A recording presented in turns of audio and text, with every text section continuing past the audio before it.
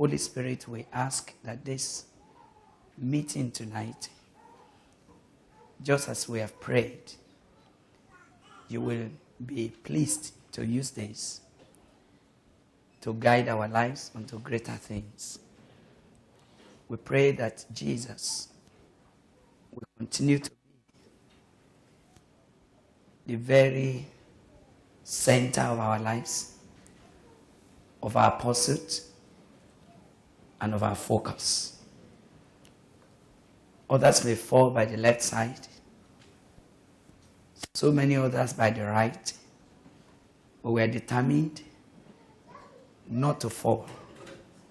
We are determined to run with you until we win the crown. So please help us. Guide us with principles that can keep us going for several years ahead of us. In Jesus Christ's name, we have prayed. Amen. Amen. Please be seated. The Lord bless you. Right, I'd like to again thank the Lord for giving us this opportunity to share the word of God with you. And we thank our brother Shegun, for bringing us here. The Lord will bless you and continue to watch over your lives and perfect what he has begun to do in our midst under your hands in the name of Jesus. I would like to take a little time of study with you tonight. I'm not going to be doing so many things. It's not everybody that began to run a race that wins. There are many sincere people who sincerely started out, and they are very, very determined, they are very serious, and they want to win. But then unfortunately, something tripped their lives and they became casualties.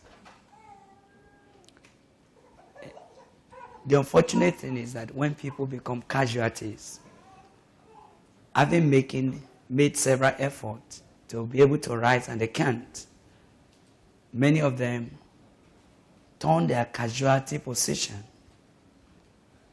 onto another theory where they begin to propound and make propositions as if to authenticate their fall. Just when some are unable to reach the goal, the best, they try to legitimize their foolishness as if it will replace the reality. There are so many distortions that goes on even among several Christians that appears as if this is the real thing. All because you didn't know the man behind the garment. He has missed the point.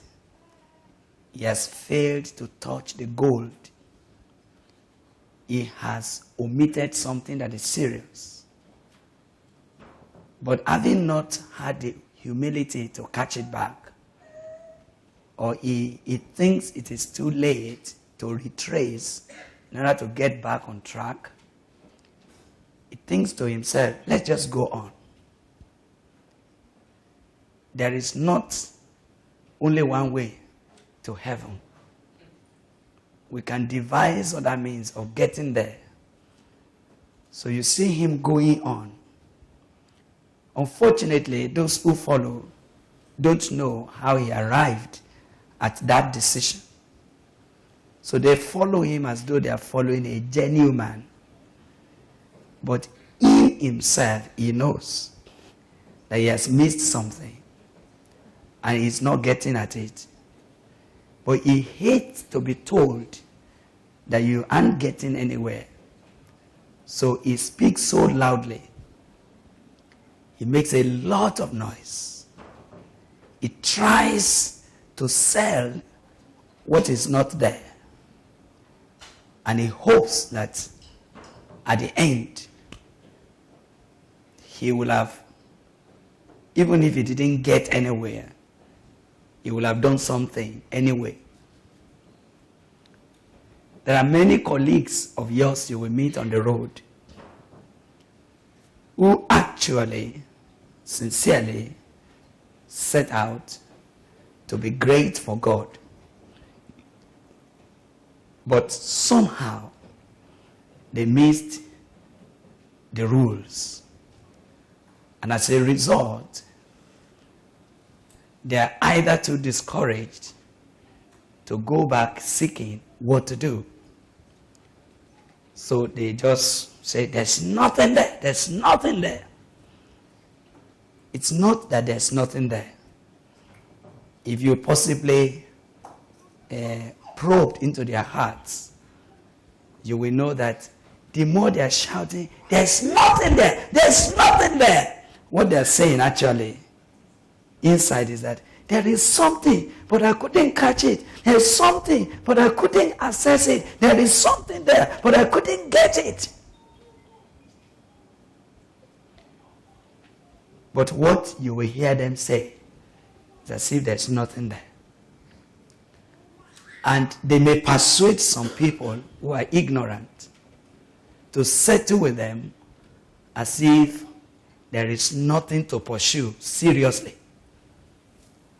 But he himself, in his quiet moment, when he is alone, he grieves continually of what he could have been that he couldn't be. Now, what I want to do tonight, in a very short moment, is to speak with you very gently, and, not in haste. How to win. How to be authentic winners. How to be able to get to the presence of God, as an authentic man. How to be able to look back after a few years and say, I have run the race. I have fought the fight. And I have kept the faith. And I'm sure that a crown is waiting for me. You see, when you meet men that are authentic, they are not competitors. When you meet men that are real because of what they carry, you cannot intimidate them. Do you know why? They will say, I know whom I believed. And I am persuaded that what I have committed to his hand is able to do what? To keep it. Wake them in the middle of the night. They are real. They are sure. Let the whole earth collapse. They are very calm. And take them, if possible, to hell. They are unchanged. Put them in a place and drum to their ears that what they have is not real. They are not affected. Do you know why? They have touched it. And if you are going to become a force to be reckoned with in the purpose of God in the future, then now you need to learn how to be an authentic winner with God. And so the kind of things that I will be desiring to share with you. Let me say one more thing before I go on to the sharing itself. I do not speak to you because of today. if you are just a man of today, that is, if there is no future for you, you don't need to take my message seriously. There are preachers who preaches for today. And they do something in such a way that before your tomorrow arrives, they have gone.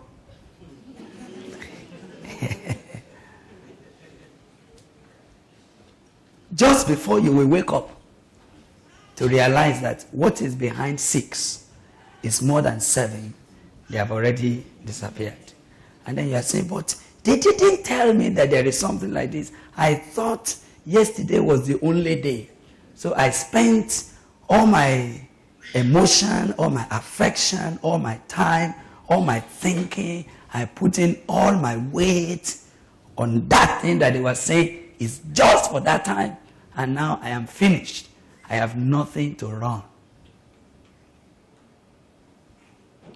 So I speak to you because there's a future.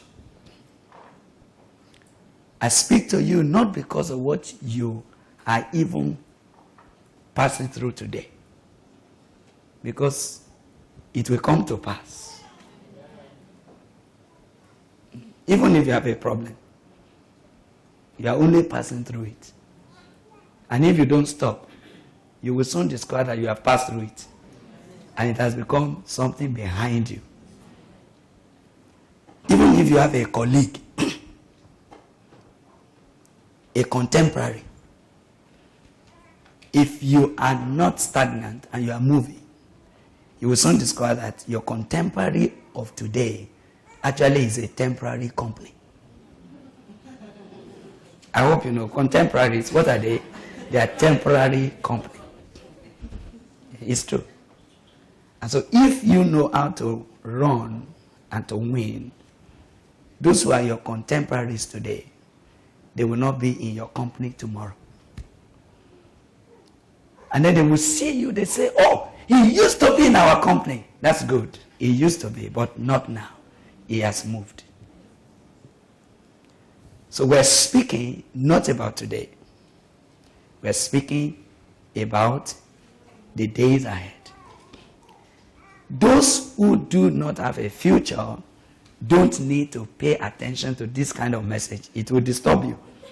It will make you, make you be longing for something that worldlings, ordinary people who deal with temporary issues, they say unreal. But the men who are authentic winners, they are those who see the invisible. There are many things that are not visible to you or to your colleagues or to your friends, so they can't see it. But when a man begins to see the invisible, that's a man that you can't get him to sit down and play around that which is visible. Because to him, whatever has become visible has become temporary. So tonight, as we try to search through the Word of God very quickly, and as we check how to be an authentic winner, how to run in order to win, how that in few years' time, if the Lord tarries, you will meet somebody, and you will look at him, and he will look at you and say, "Oh, so this thing you started doing is real." Say, "Yes, I've always told you. There are principles behind it. There are key issues to check about it. And the Lord is going to help us as we go together tonight." Hallelujah. Yeah. Have you got what we're about to do? Should I allow you to think whether you want to continue or you like to excuse yourself and say, "I didn't know that that's the kind of meeting that our pastor is bringing me for. I don't like that kind of thing." And I will not be offended. I would like you to do whatever you feel like doing. But if you don't, think, if you think it should be here, then please settle down as we study. Praise the Lord. I want you to take 1 Corinthians chapter 9 and chapter 10 as the text that we're going to try to look through within our short time together. And we'll read it from verse 24. When we get to verse 27, we will get into verse 1 of chapter 10. And then by God's grace, we will be pushing it little by little. Would that be all right? Okay, so let's go. Know you not that they which run in a race run all, but one receives the prize. So run, you may obtain. And every man that strives for the mastery is temperate in all things. Now they do it to obtain a corruptible crown, but we an incorruptible. I therefore so run, not as uncertainly, so fight I, not as one that does what? That beats the air.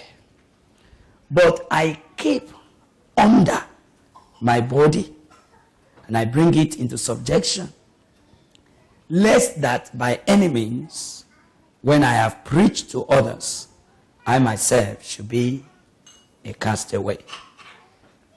Moreover, brethren, I would not that you should be ignorant how that all our fathers were under the cloud, and all of them passed through the sea, and they were all baptized unto Moses in the cloud and in the sea, and they did all eat the same spiritual meat, and they did all drink the same spiritual drink, for they drank of that spiritual rock that followed them, and that rock was Christ.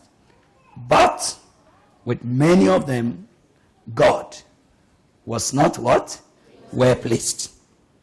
For they were overthrown. They were overthrown in the wilderness. Now these things were our example, so to the extent we should not lust after evil things, as they also lusted. Neither be you idolaters, as there were some of them. As it is written, the people sat down to eat and drink and rose up to play. Neither let us commit fornication, as some of them committed, and fell in one day 23,000.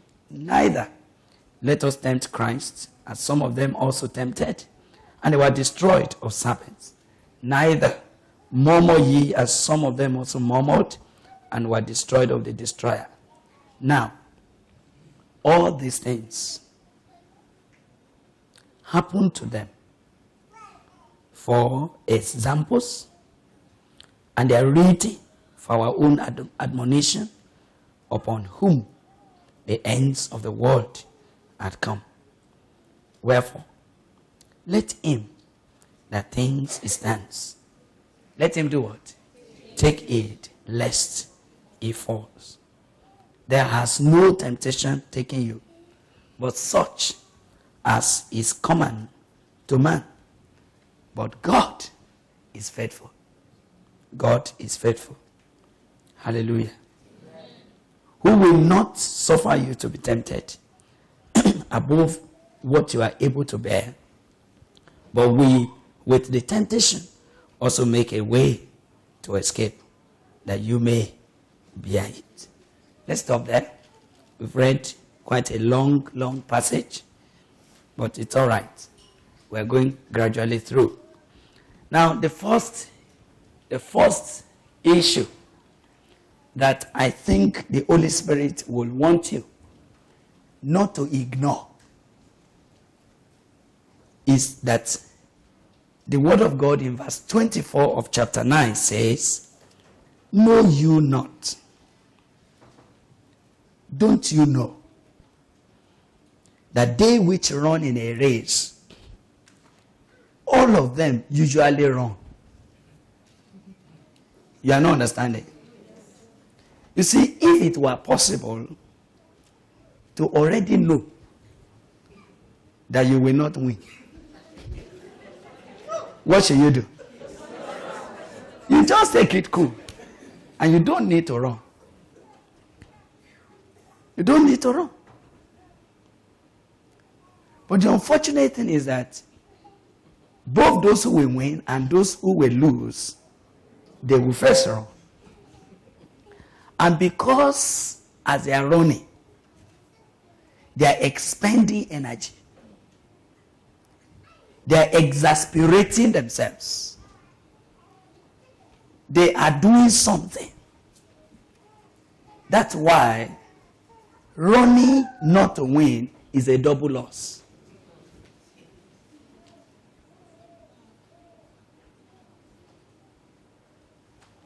Running not to win is something that is not good.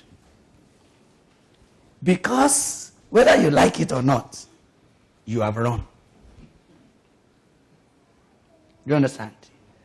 And you know, it normally pains me that somebody run. He ran and ran and ran and ran. He could even break his leg. There are times that actually it is in the course of the running that you got wounded and you broke your leg. And you didn't win. And they will not announce and say, this could have been the winner. If not because one particular route on the road, tripped him and he fell so much, they will not say, he could have been the winner. Let us give him the prize anyway. Because we know if not that he had that accident, he would have won. There's nothing like that. You only go back home, nursing your wounds, and you have no won.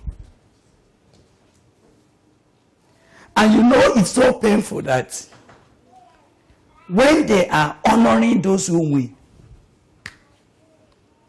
there was nothing to be mentioned about you.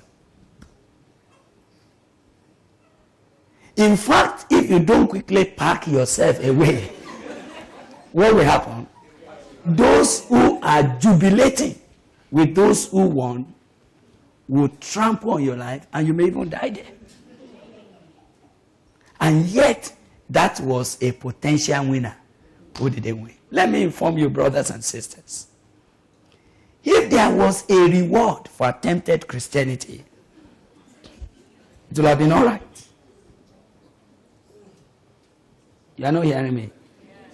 If there is a reward for attempted Christianity, like when we were in school in those days, there were some of my friends who we were doing WAEC together.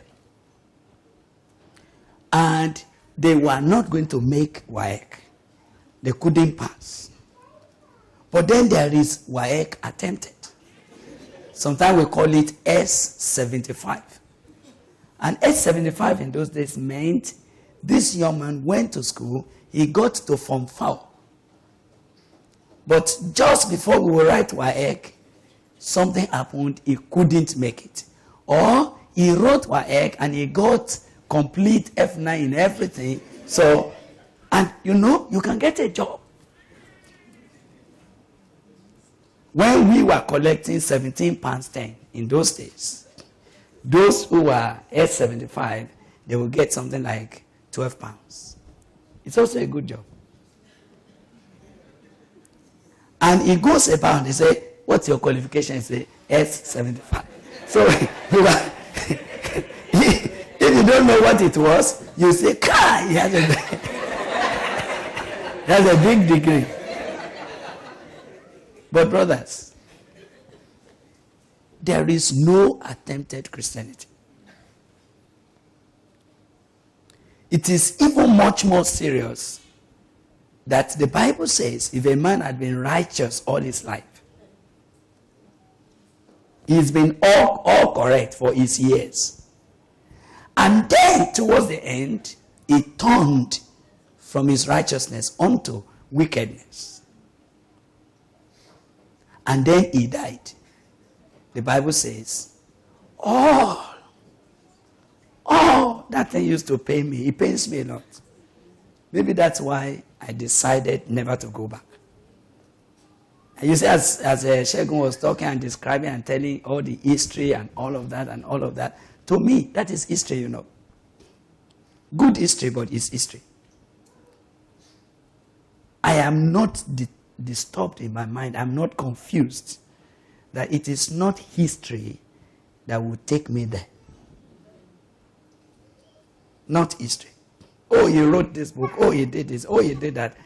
They are all right. But that's history.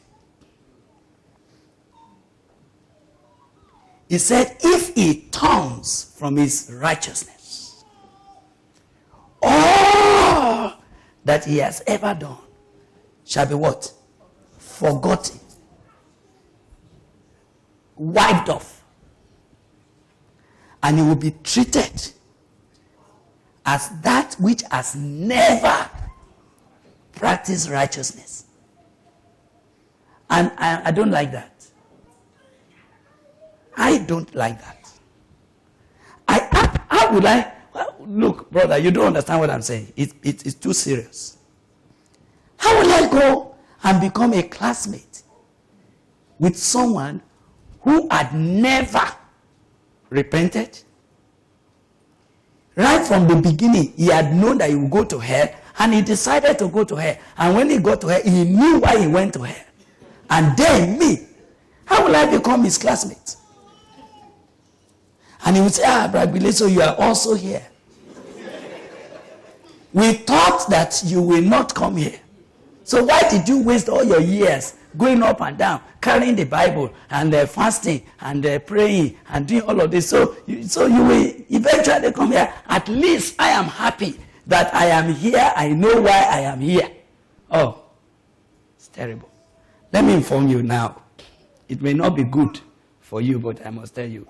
If you plan to backslide anytime before you see Jesus, backslide now. Oh, did you think I'm joking? If you intend to change, if something is going to make you to change, if pressure is likely to make you to change your mind from following Jesus in the narrow way, I counsel you now, sincerely speaking, go back now. He doesn't pay you to even go along for another 10 years, and after you will go back. Doesn't pay you. It's a waste. And it will be a colossal waste. That's the first thing you need to know in order to be an authentic winner. I'm happy with every one of you sitting here. And I'm trusting God that when the trumpet sounds, your seat will not be vacant. That will be the only justification for all this. If you plan to go back, for whatever reason, you hear me? Go back now. What kind of message is Bro Gbile preaching now? That's the truth. If in your heart one time you are contemplating that, why let me just do it for some time. I know what I will do. I will go back. Friends, don't deceive Shegun, because it will be a complete waste of his life. Don't say, let me just encourage him for some time. After some time, I will go my own way. Go your way now. The reason is because there is no S75 in the kingdom of God. There's nothing like that. Have you not heard the word of God when Jesus said, and those who endure to the end shall be saved? Have you heard that? So, am I reading the Bible upside down? No. Don't worry that I'm being intense, because I intend for you to be ready to win. Now, look at the Bible talking about 10 virgins. Do you remember the story of the 10 virgins? I don't know how you read the Bible. But sometimes when I read my Bible and I see something, I'm gripped. I say, hey, Lord Jesus, you did that? You mean you can do that? They were virgins. To be a virgin in a corrupt world, don't you think is a great work? In a world where all their classmates have aborted more than 20 times, these sisters were virgins. They labored to remain virgins. And the Bible said they came to wait for the bridegroom, which means they left the world. Are you understanding? When their colleagues in the world system, they say, can you join us? They say, no, I have decided to follow Jesus. And they went. There was a boy that was proposing to marry one of these sisters. And who said, well, how will you know that you love me? How will I be sure? Let's have sex. And the guy said, no, no be me and you. Because I want to see the king. And so their marriage arrangement broke. Because she wanted to see the king. Then the Bible said, why the bridegroom tarried? Are you hearing me? Whatever reason, including the delay, why the bridegroom tarried? The Bible said they all slept. So sleeping is not the issue. They slept. When the bridegroom came, and the trumpet sounded, said, the bridegroom has arrived. Let's go and meet him. Hallelujah. They woke up. 10 people woke up. 10 virgins. Not 10 adults. 10 virgins. 10 serious Christians. And when they got there, suddenly, they were all trying to trim their lamp. But you know, when we use lantern with kerosene, and kerosene has finished, no matter how you do, you prop it up, the thing goes down. Suddenly the 5 sisters suddenly realize that there's no oil. I was thinking, you don't know my thinking. That's why I'm talking with you gradually. I hope you are following my story. Little by little. Do you know that if running to win is a group thing? Are you hearing me? 10 people are together. They have been fellowshipping together. They've been talking together. Even if 5 of them should have torchlights, shall we say there is not enough light for the 10 of them? I'm asking a question. You are not with me? Are you with me? Yes. What is the matter that 2 people cannot share a lamp? And if it is just general illumination, put 5 lamps. Will 10 people not be able to see? But we don't meet Jesus with another person's lamp.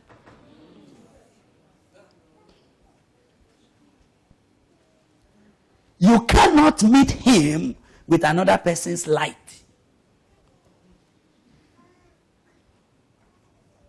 Oh, you see, my pastor, he has light. It's not sufficient. It will be important to check whether you have light. Do you have light? Is your light burning? Is it bright? Is there oil in your lamp? You see, the darkness of a man's life is never seen in the company of people that have light. Do you understand what I'm saying? When you stay with people that have light, you may never realize the darkness or the deficiency of your own lamp. And you may be presuming and say, yes, we are together, we are together, we are together. Reggae. I want to inform you, we are not together. When it comes to walking with God, when it comes to running to win, when it comes to becoming authentic winner with God, we don't meet the king with another man's lamp. I love to be friend with everybody, and God has made me quite friendly, and I have so many friends and many brothers and sisters, pastors, preachers everywhere. But it has never left my mind that the journey I'm running, the race I'm running, is personal. It doesn't matter how you are living your life. No matter how you are preaching your message, it doesn't affect me. Do you know the truth is that it's not company. It's a personal trip. And we will be talking about that. Suddenly, he became clear to 5 sisters who had made their lives virgins for years, that after all, they don't have what it takes to meet the king. The first thing is that they tried. No way. The second option was to turn and say, hey, sister, hey, Cecilia, please, can you please borrow me a little of your oil? The other sister said, we'll be here together. But so that it will not be insufficient for me and for you, we can't share. You better go out and get your own. I'm talking of a race where husband and wife cannot share light. Are you the sister who only gets warm because of the heat of your husband? You are in danger. You are in danger. Are you prayerful only because he is a prayerful man? You are in danger. Are you excited simply because this man is an excited man? He said, my darling, let's move. Hallelujah. Amen. And so you are always gyrating because somebody is beating the drum around you. Glory, glory, glory. When he goes with his lamp, do you have what it takes to meet the king? You see, running to win demands that you will know that the kind of race that makes a man a winner is something you undertake as an individual. If I were to end now and I say, let us pray, I will be asking you very personal questions. I'll be saying, please forget everybody here. Do you have what it takes to meet the Lord?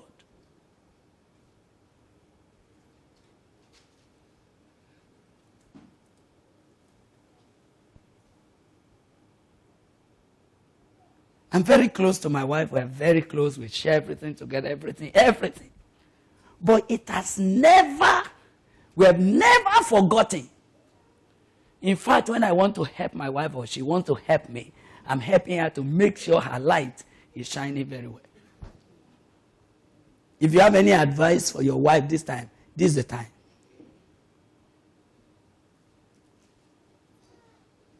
When you see that your wife is sleeping and she's not praying for 1 or 2 weeks, that's the time to say, darling,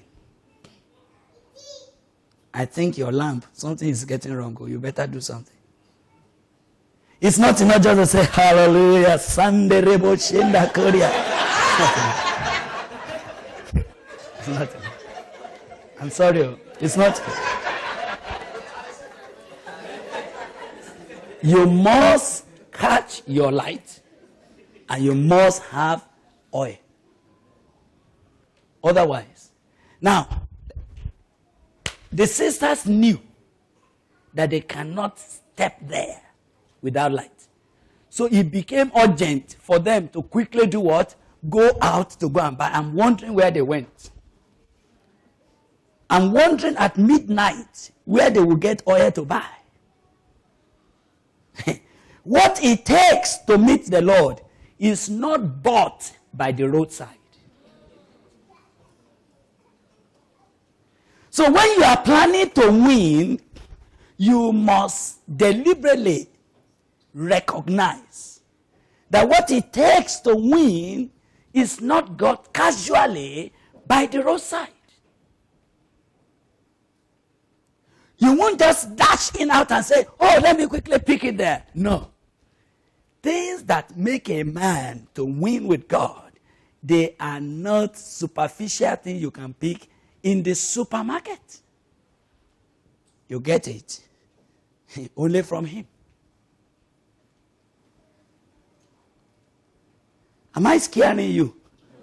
I don't intend to. I'm speaking to your future. That's why.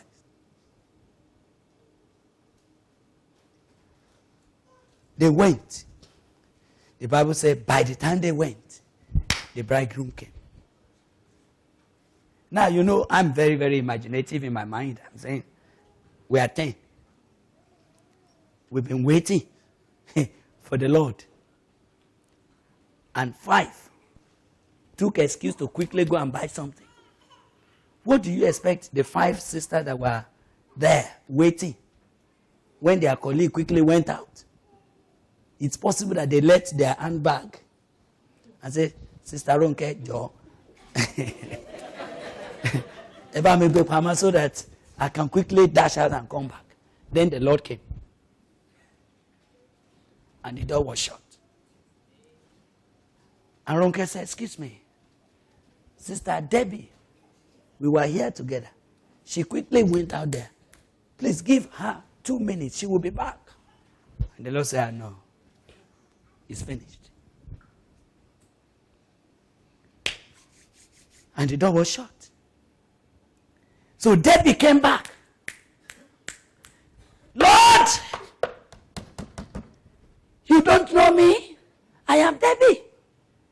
He said, Debbie, I never knew you. You never knew me. Excuse me, Lord. Ask Sister Ronke. The special number that they sang, I composed them and I taught them. We were in the same singing team. I never knew you. Ronke, please tell the Lord that I am the one. I am the one. Unfortunate. Unfortunate. Even those you sat with cannot speak for you. It's late. Cecilia also returned. Lord, Lord, Lord, all my years of consecration,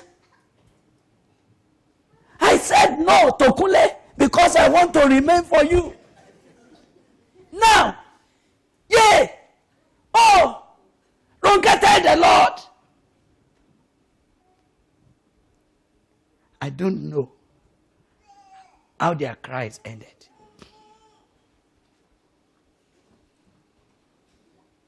quarter to heaven. Finished. He said, I wish I took that bottle. Oh.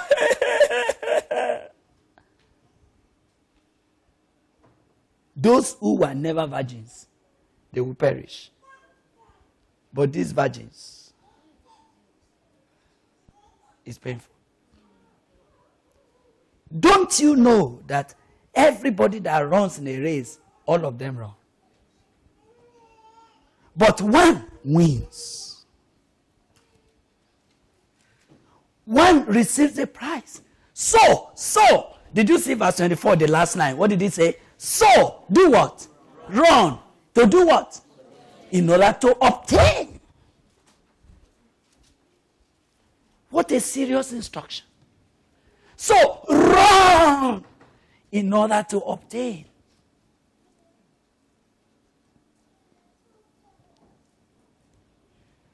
Please.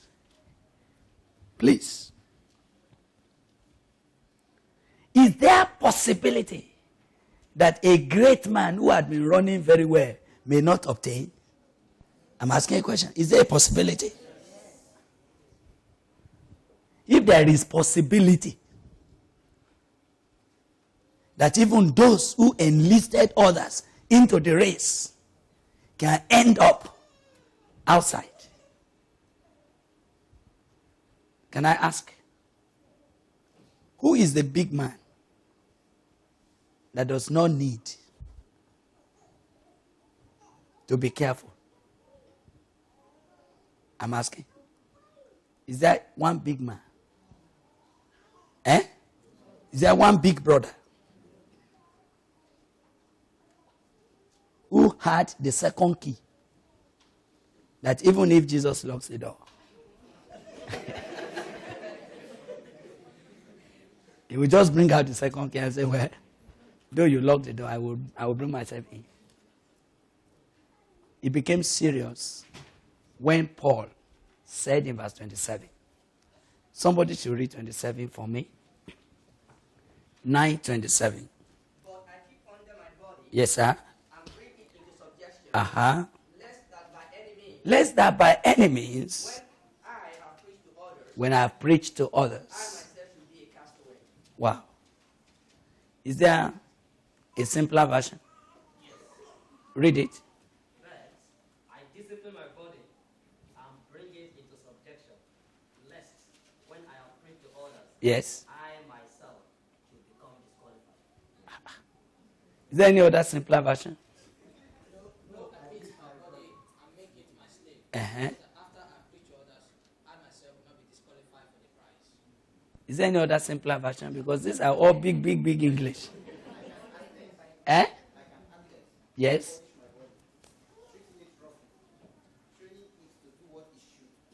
Not what it wants to. Otherwise, I fear that after enlisting others for the race, I myself might be declared unfit and ordered to stand aside. Oh my God. Declared unfit and ordered to do what? Say, Brother Joe. Please stand aside. And then you'll be seeing those that you baptized. They are going in. And if it were in our culture, they will first of all, as they were marching in, they would like to come and greet you and say, Eshe sir, Eshe Muduka. Thank you, sir.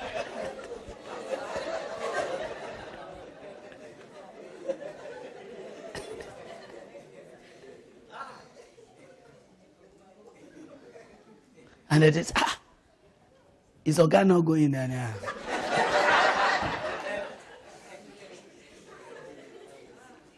He has been ordered to stand aside. Has he done something that we don't know about? He said, it's between him and the Lord. We don't know what the Lord saw. Maybe after they were just asking him to wait so that the rest of us can enter, and then the door is shut. I beg you in the name of Jesus, run. In order to do what? To obtain. Now, why did we need to do this? A man of status like Paul. Are you hearing me? This is a man of status like Paul. Could we look at his credentials? Powerfully converted. Highly anointed. Translated into the third heavens. He saw what no one else could see. For 14 years, he carried a mystery in his heart that no human being is qualified to hear about.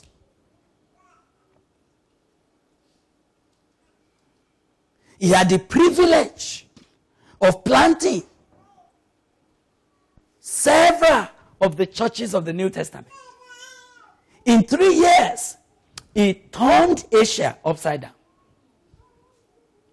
He wrote letters that for years they are still relevant and they are still speaking and they are still fresh. That man said, I'm afraid. Will you think it is lack of assurance of salvation that is worrying Paul? That was the man who taught all the principles of victory. He was the man that God gave the revelation of the church.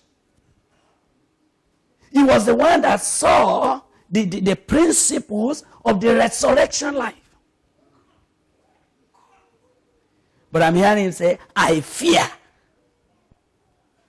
After I have called many others, I myself declared unfit and ordered to step aside. So, excuse me. Are we doing well to presume that there's no problem? Are we doing well not to remind you regularly and to get you set for the race that was set before you?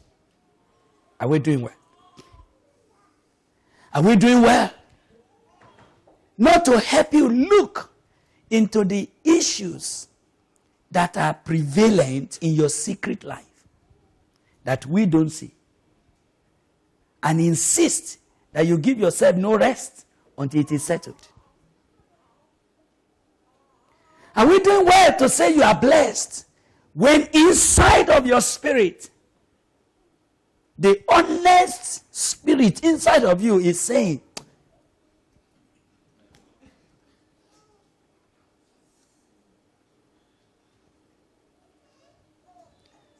if the race that we are running, if it's a competitive race, if it's a matter of I am better than Brother James, it would have been a wonderful thing. Do you know what will have made it? It's like in the country of the blind. If you have one eye, you are the chief, and you do be the good thing. That's what bothers me. You don't know what bothers me. There are things that bothers me as a Christian. The race that is set before me is not competitive. As you see me like this, I'm not competing with you. It's not a matter of Bro Gbile is better than Brother this. That's not the issue. It's not comparative. It's absolute. You see, having been a teacher and a lecturer, I knew what it means.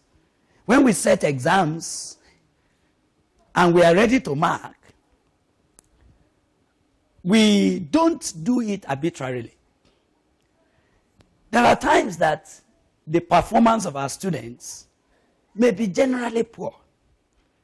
Maybe the best student is scoring something like 52. So you know what we quickly do? We bring our statistical instruments. We say, what is the median score? What is the modal score? Then we will begin to calculate the standard deviation. Then we will draw the line of regression. You know what we are trying to do now? We are trying to determine what will be the reasonable cutoff point. And sometimes our cutoff point can reduce to 20 in order to get at least 60% of our students to pass. Do you know why? Because we don't even have space for 40% to repeat. Do you understand? Those things go on in the faculty. When we sit down there, we are calculating.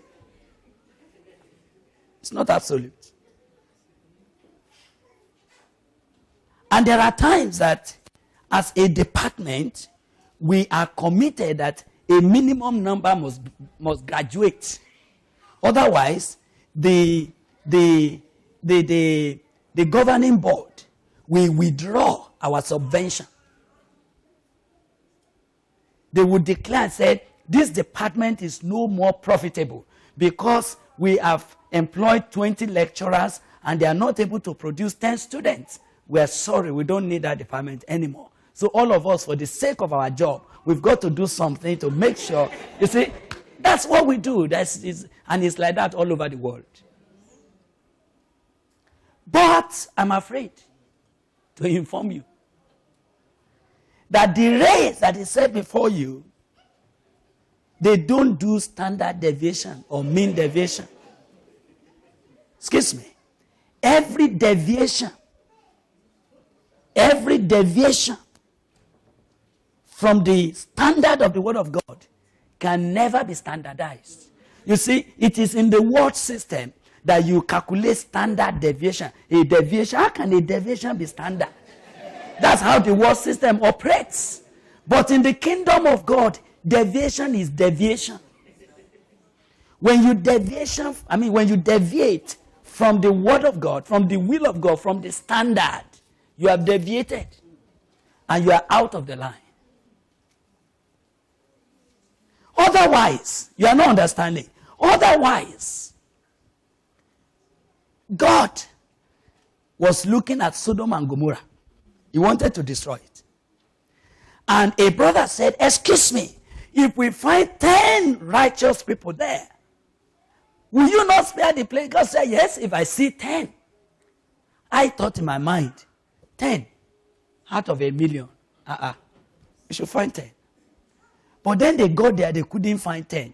The question is that, what were they looking for? What is the cutoff mark that they couldn't find 10?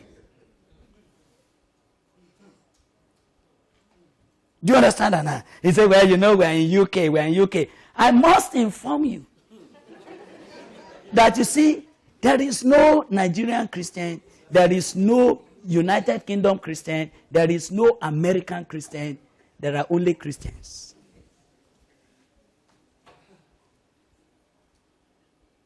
So when they ransacked the whole of the place, they couldn't find 10.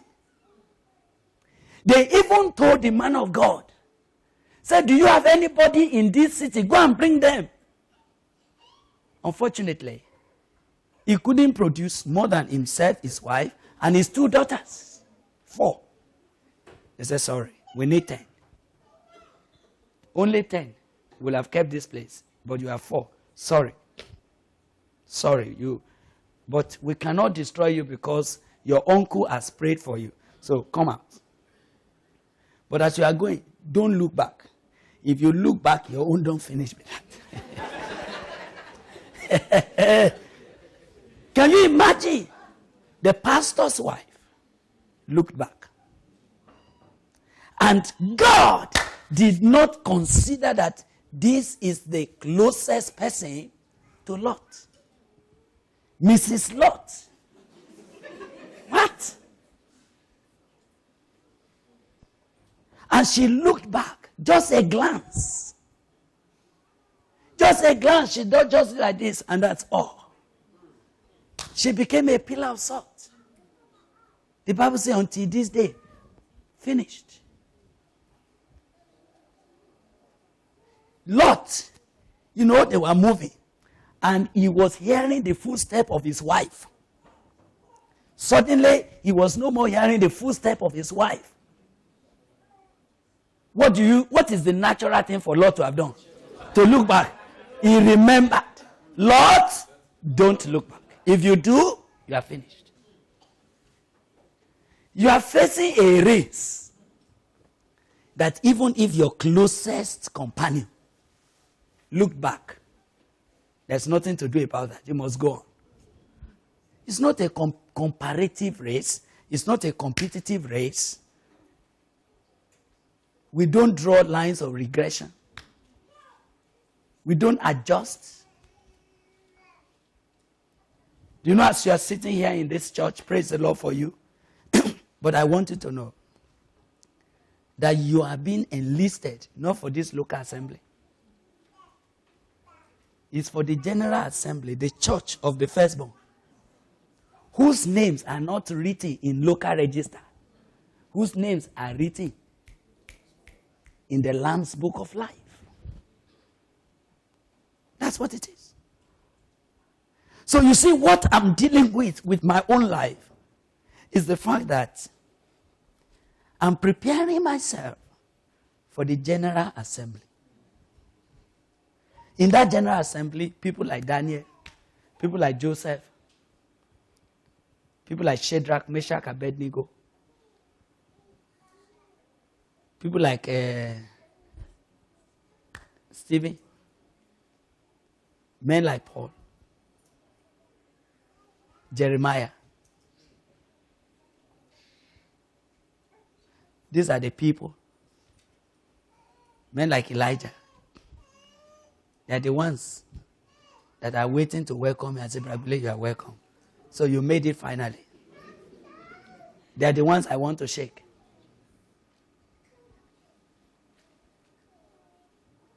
There are so many awaiting results around you. They don't know themselves where they are going. And they are talking so bold. They are talking big. They are doing things. They say, yes, take it, I tell you. No. No, don't take it. Be careful. The reason is because the race that is set before you, it's a race that has its own rules. I want to say to you, it's not adjustable.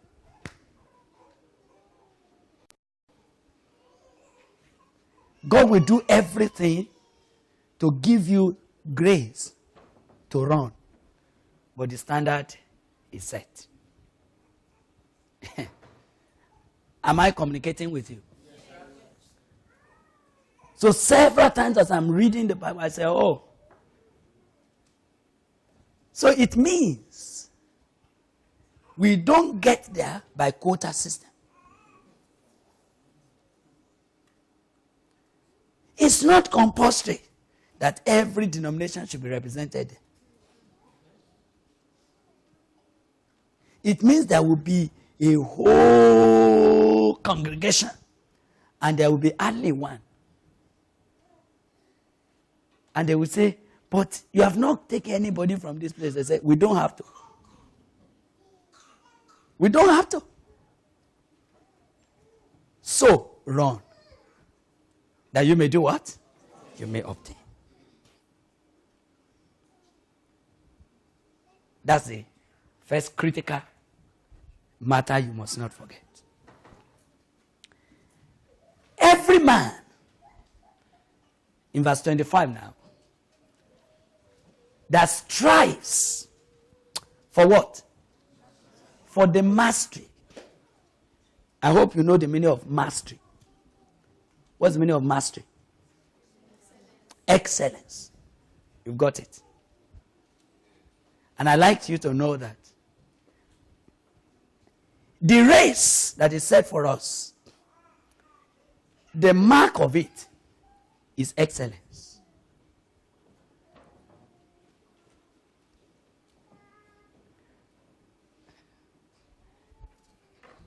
What we are running for is excellence.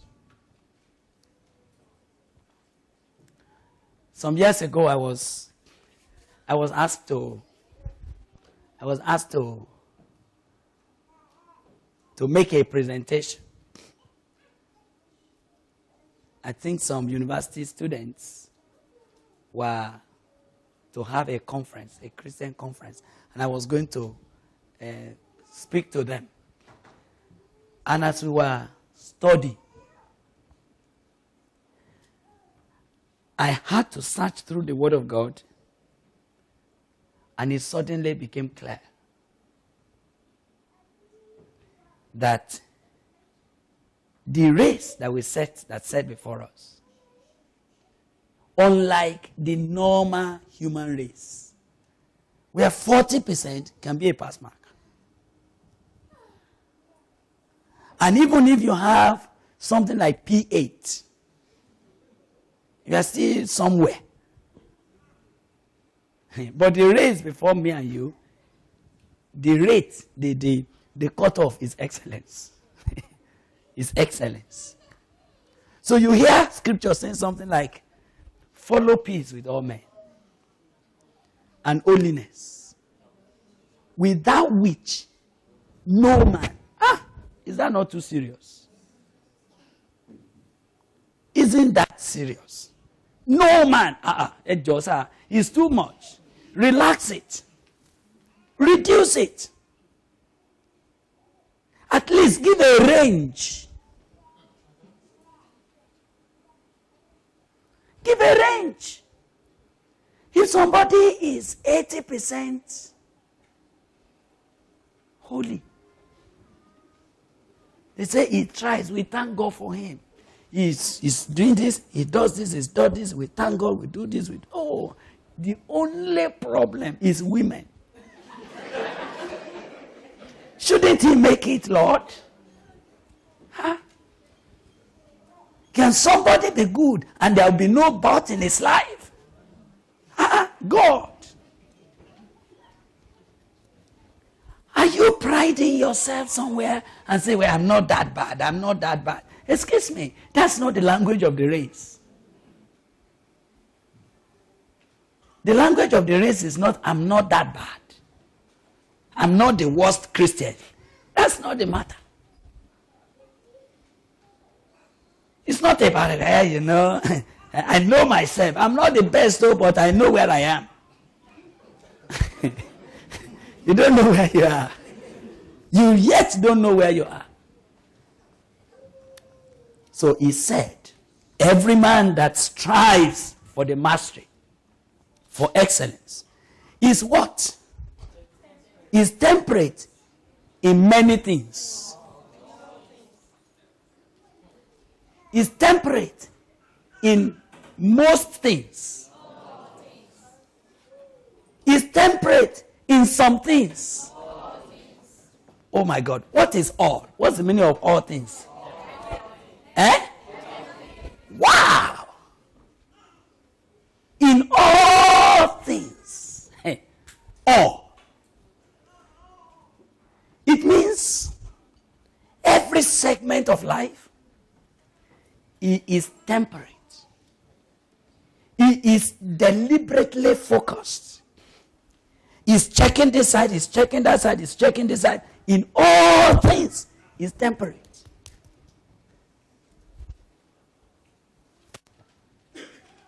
And those men that are even doing that on the earth, they do it for ribbons. Corruptible crown.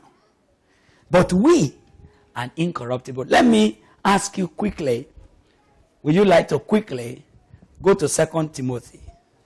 2 Timothy. Praise the Lord. 2 Timothy, please, chapter 2. Would you like to read verse 5 very quickly? Where is my reader there? And if a man also strive for mastery, yes, yet is he not crowned, except he strive lawfully. I think someone should read it from Living Bible.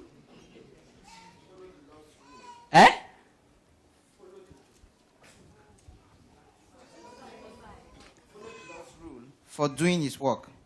Follow the Lord's rule for doing his work. Follow the Lord's rule for doing his work. either follows the rule or is disqualified and wins no prize. Is the Bible so difficult for you to understand? Eh? Follow the Lord's rule of doing his work. An athlete either follows the rule of the game or get himself disqualified. How many times do you remember that race that we used to run, maybe 400 meters? We run around the field 2 times. And then we are clapping for our own house representative and say, yes, oh yes, faka, faka, faka, faka, faka, faka, faka. And we are happy that he will win. Not knowing that he was assigned lane 6 when we started. And as he's running, when he came to the bend, in order to outrun the other person, he jumped to lane 3. And he ran, and he ended on lane 3. Those of us that are far off, that didn't know that he has crossed lane, what are we still doing?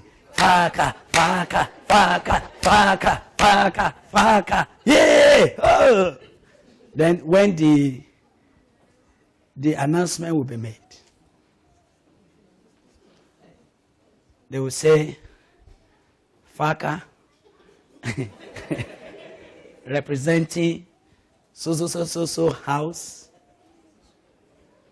is disqualified because he was on lane 6. We don't know how he ended on lane 3. Finished.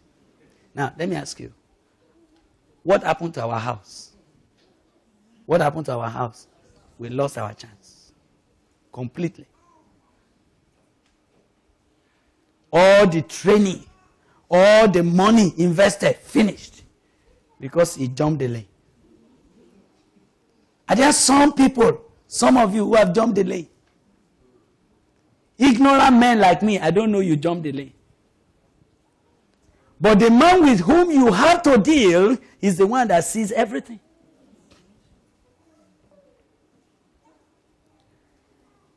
There's a rule of doing the work of God, even to preach the gospel, even to be a Christian, even to run a church. There's a biblical way of doing it. And it's painful that many will not even take time to look at what is the Bible way of doing God's work. And they are doing it.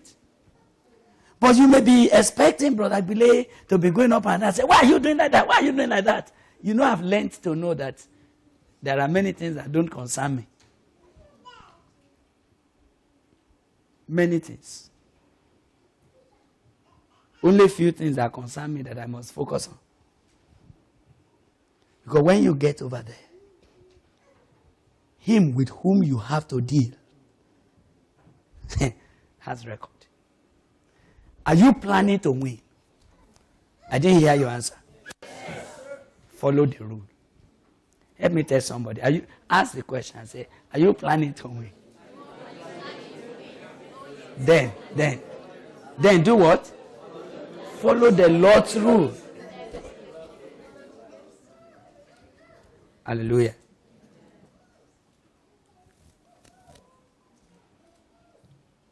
Consider what I say, and the Lord will give you understanding. So, verse 26, we are back in our passage now. Are you back with me to 1 Corinthians 9:26? It now says, I praise God for the testimony of this man of God. I do what? I so run, not as what? Uncertainly. That's the next word we are dealing with. Those who plan to win, they are not people who are playing games, who are gambling, who are not sure of what they are doing. I so therefore run, not as uncertainly. I'm not running as if if this doesn't catch, that one will catch. He doesn't catch. This one will catch. I think there are Christians who run their life like that. I think there are some Christians who sincerely think that there are alternatives. So they put one leg here and they put another leg here. And so they are running now. And they're doing like this. He said, brother, why did you scatter your leg like that? You know what he says? You know what he says? He said, you do here, you do there, and you don't spoil anywhere.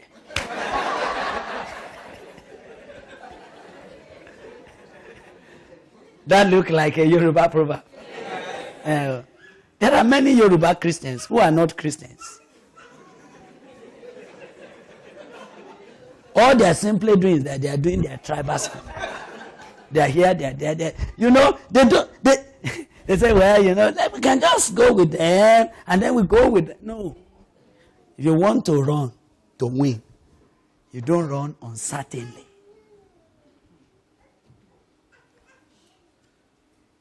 Maybe the first decision you must decide and take before you start running is a clear focus. What am I running for?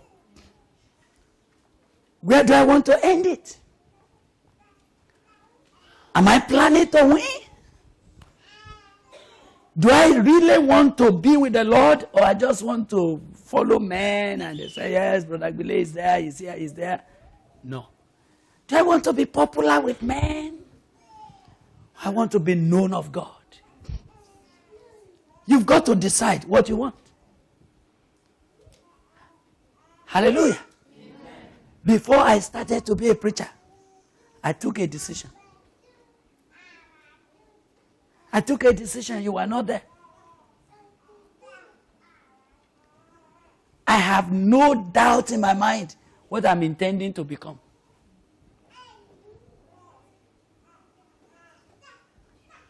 I wept several times. I cried.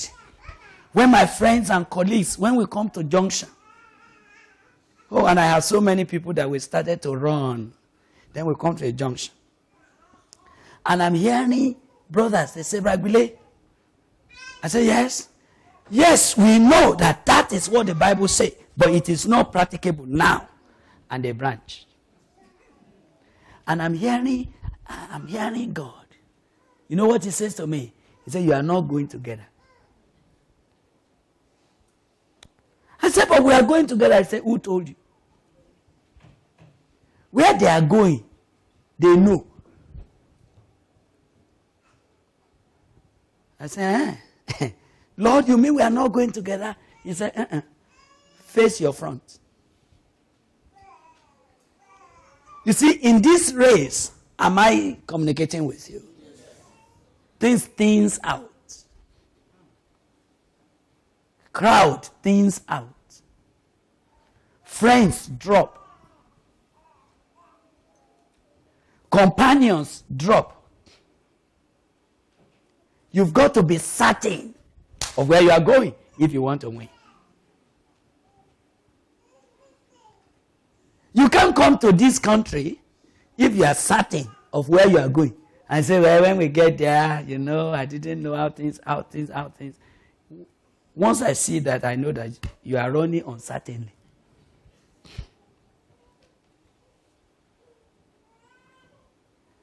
If anybody can talk you out of your path, you are not certain.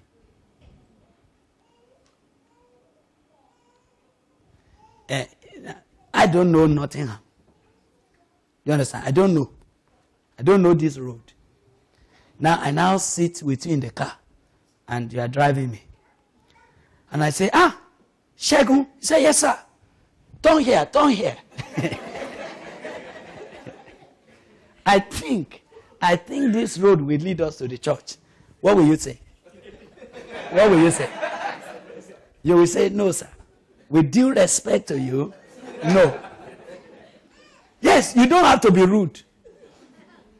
There are some people you respect, but you disobey them. There are some preachers, you don't need to argue with them, but you ignore them.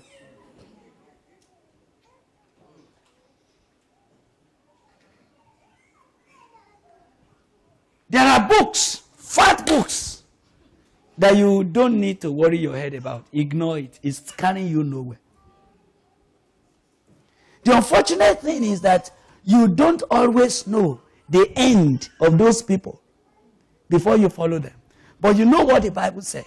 It said, follow those whose end we know. If anybody is going to influence your life, it must be someone whose end we know. Somebody can't just breathe in from a conference, say, yes, we have a convention, and then he's speaking. Do you know him? You know where he's coming from? You know what is in his cupboard before you started changing your own lifestyle?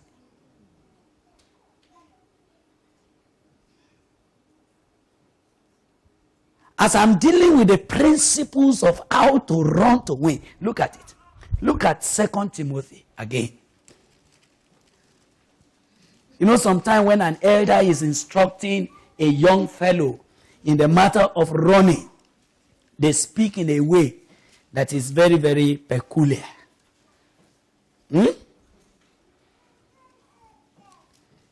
2 Timothy again, I think chapter 2, we read chapter 2 before. Now go on with me.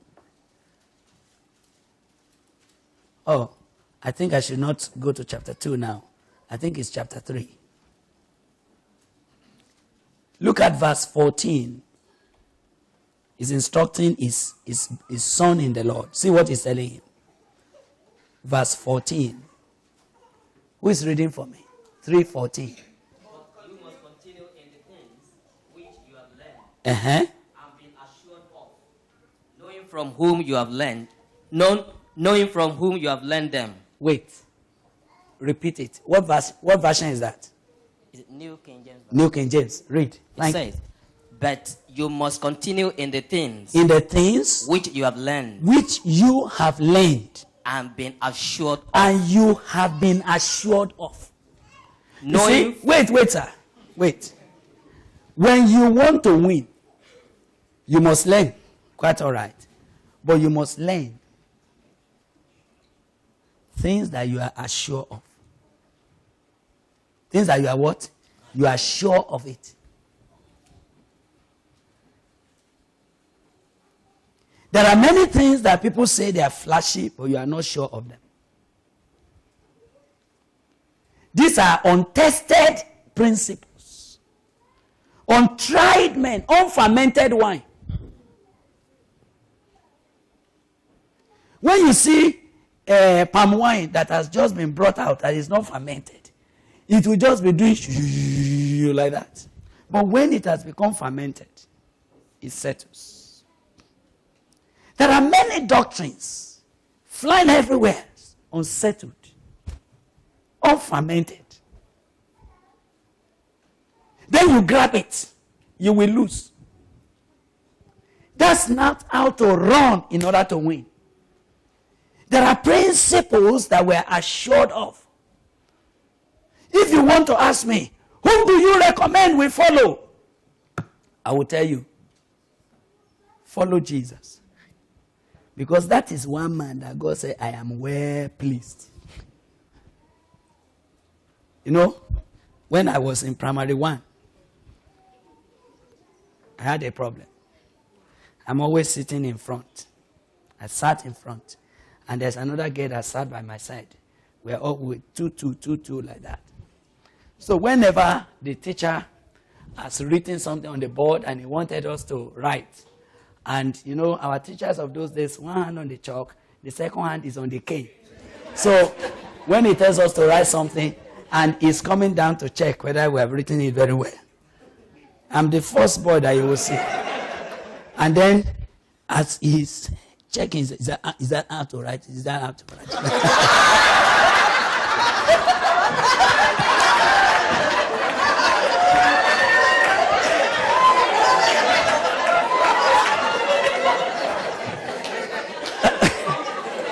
Did you forget that you wanted the anointing?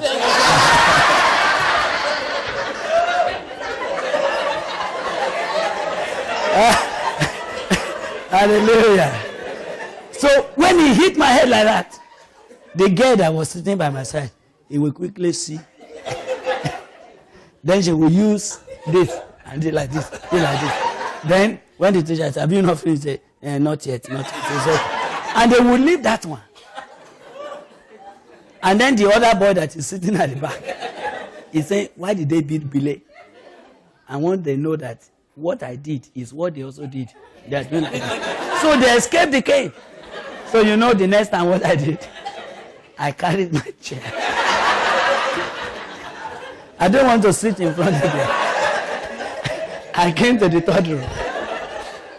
So that when the man is coming down and is hitting their head, I have somebody to check. Thank God that God had given us a pattern. Jesus. Jesus. That he said, whosoever follows me will not walk in darkness. You can't follow Jesus and be wrong. You can't take his example seriously and miss it. Yes. Go on reading, sir. You must start again from verse 14. But you must continue in the things which you have learned and been assured of, knowing from whom you have learned them. Did you hear that? Read it from any other version.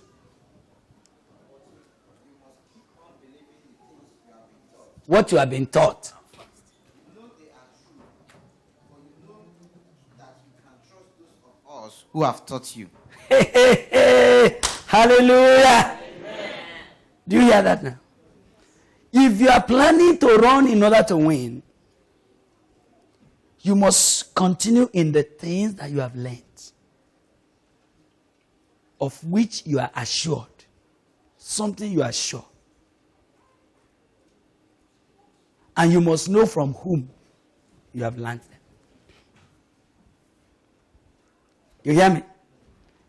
It is not only enough to know doctrine. Before we take anybody's preaching seriously, what do? We need to know who he is. We need to know where is he coming from. I'm not talking about knowing his address. I'm not talking about those things that are put on the internet. I'm talking about getting to know what spirit, what manner of man is this? What is his record? What is his life like? And above all, what has God said about him? What has God Almighty said about this man before I follow him? So therefore run. I'm back in my verse 26. Not as what? Uncertainly. Don't run as if you are not sure of what you wanted. In order to win, you've got to be certain about where I'm going. Again, when we were growing up, we used to go hunting. And we had some few senior brothers that normally led us to hunt. And you know there are times, me, a foolish boy that I used to be, when we are hunting, sometimes we are digging a hole like this. Digging a hole. Sometimes the dog had already gone to sniff the place and say, yes, there's something here. So we are digging. So when we start digging, occasionally, 2 rabbits or 3 may jump out of the hole. Foolish boy. You know what I would do? I say, hey, let's chase. I chase this one. When I chase this one. Oh, I chase this one. Did I catch anyone? No. I fought several times. Then they say, no. You don't run after 2 rats. He who runs after 2 rats will catch none. So what do? Even if 3 rats are looking at you like this, before you start running, you decide which one I want to pursue. Finish. When you have decided what you want to pursue, all the other rats that are crossing your path, you ignore them. Are you certain about what you want to become in life for God? Have you taken a decision of this is what my life is going to be counted for? And then you have started to do what? To pursue it. It is not that no other rat will come. They will come, several rats. Several issues that look attractive. They will say, and if it were me you are pursuing, you would have got me long ago. It's a lie. If you stop pursuing what you started pursuing, and you start pursuing this, it is then you will know that thing that appeared as if it's cheap is not cheap. It will only lead you into the bush. And you know the trouble. Some of you waste your years of experience. You waste all that God had done in your life because you have seen a new thing to pursue. So as soon as you branch away from what God is causing your life to pursue and you start pursuing something new, you are a novice. You have become a novice in this one. All your years of experience is wasted, is of no use. If I want to win, I've got to decide, what am I pursuing? I do not run as what? Uncertainly. We need to ask, have you decided, have you determined what under God you are going to pursue? What am I running after? I'm always asking, what do you want to be remembered for? What will people say you live for?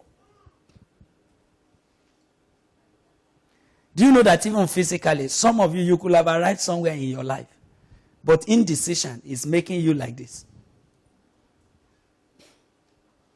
See several courses that you have abandoned halfway.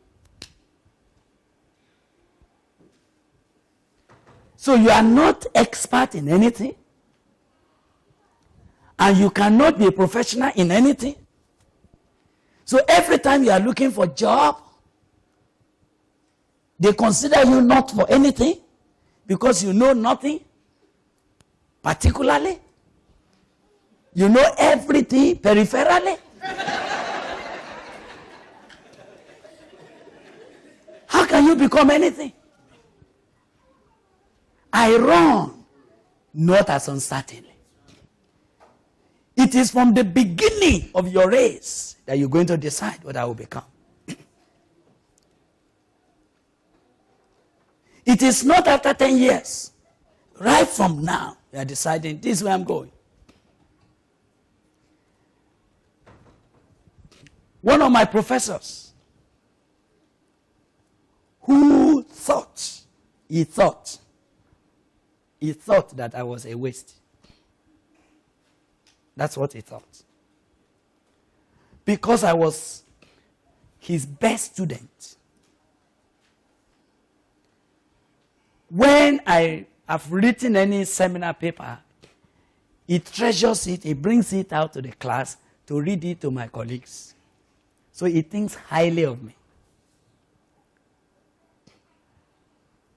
He would drag external examiners to come and check what I'm doing, my project. But he didn't know that I know where I was going. He didn't know. He didn't know that there was a covenant over my head. You know, there are times that people meet you on the road and they don't know that there's a covenant on your head and they want to hijack you to pursue their own agenda. You will be a foolish man to run after that. He didn't know. He didn't know that several years, midnight hours of crying, midnight hours of prayer have said, oh God, I lay my life at the feet. He didn't know that everything that I'm going to do in life is settled somewhere. He didn't know. Not many people know. Not many people understand that I'm a covenant child. That God and myself, we have entered into a covenant. And that something must happen with my life. They don't know.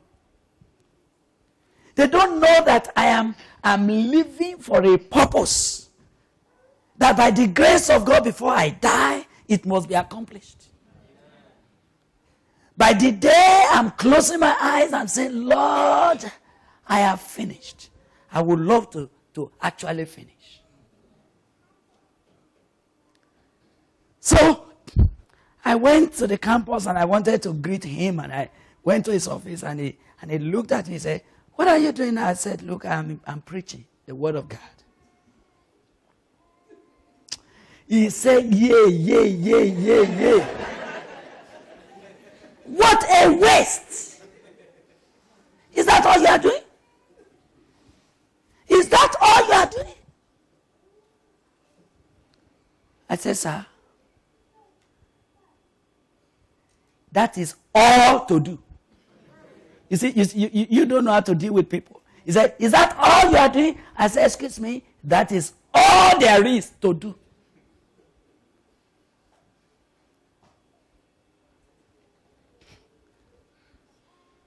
While we were talking, one of his friends came in and said, this is one of our very, very intelligent students whom we thought is the hope of this country, who decided to be a waste.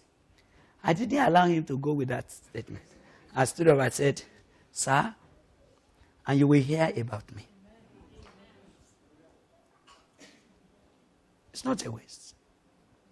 How can you call a life offered to Jesus as a waste? For what? What did you think you are doing?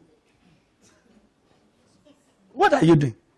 Is it the money you are getting that is giving you a sense that you are doing something? Don't let me talk to you. You are the greatest waste. So I left the campus and I said, Lord, this man said, I am a waste. I hope you are not wasting my life. God said, you know now, I don't waste people. I said, okay.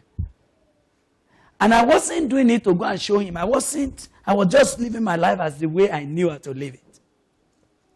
Pursue what God said, go and do. Bury my head where heaven said, bury it.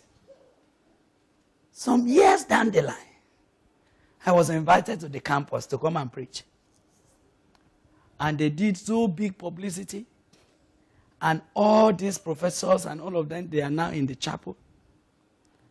And they were not sure of who is this preacher. Since there's no... I just came in and I just walked in. And I just came to the pulpit and they don't even know who it was.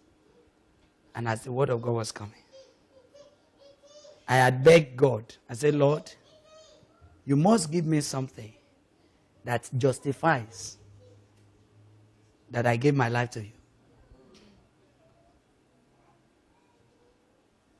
You've got to justify that you are not a waster. And as the word of God was going, I was going to be on the campus for just 3 or 4 days. And the first message in the morning, as the Holy Spirit began to work, and I felt that there's a hook now that God has thrown. And I started drawing the hook. Oh, professors. Some were coming out in tears. And I saw my old professor coming out. I wanted to, when we finished, I prayed for them. I counseled them. So I now, you know how they greet man of God. Ah, welcome, sir. Oh, man of God, we thank for you, sir. Praise God, sir. I said, no, sir. It's not like that. I'm your boy. Are you Gbile Akanni? I say, yes. Oh.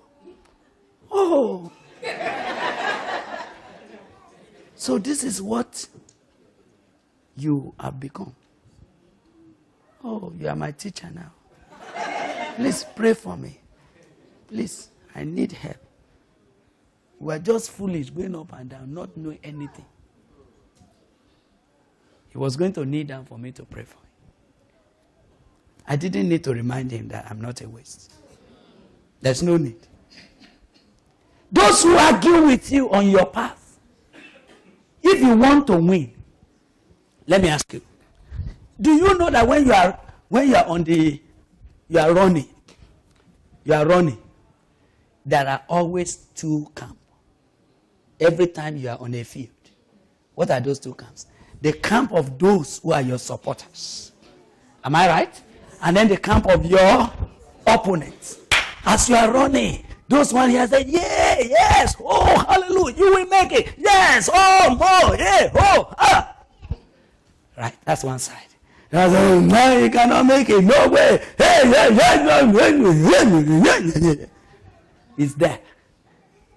There's no man who must make a mark in life that will not have those two groups. Now, I want to tell you, you will not win if, and they are clapping for, yes, oh, ah, oh, yes, I believe you are making it. Then you branch, yes, praise God. Oh, yes, I'm ready to win. Amen. Let me ask you, will he win? No. Why will he not win? Look, listen. Until you win, you have not won.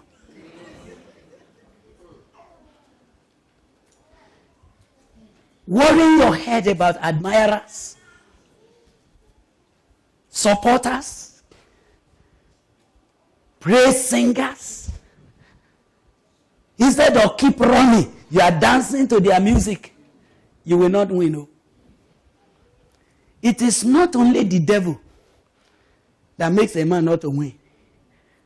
Your praise singers, your good supporters, they can hinder you from winning. Now, as you are going, they say, you will not make it. I know you will fall. I know you will fall. Then you say, me? You will see. You will see. By the anointing of the Holy Ghost, I will make it. You like this, you are talking to me. I will make it. I will make it. You are the one who will not make it. Let me ask you, will you make it?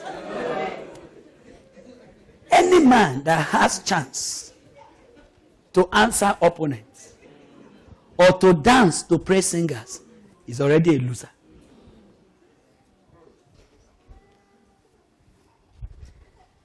What do you do to your praise singers? Ignore them. What do you do to your opponents? Ignore them. There's only one medicine for the two camps. What is the medicine? Ignore them. Those who will run to win, they are focused on their goals.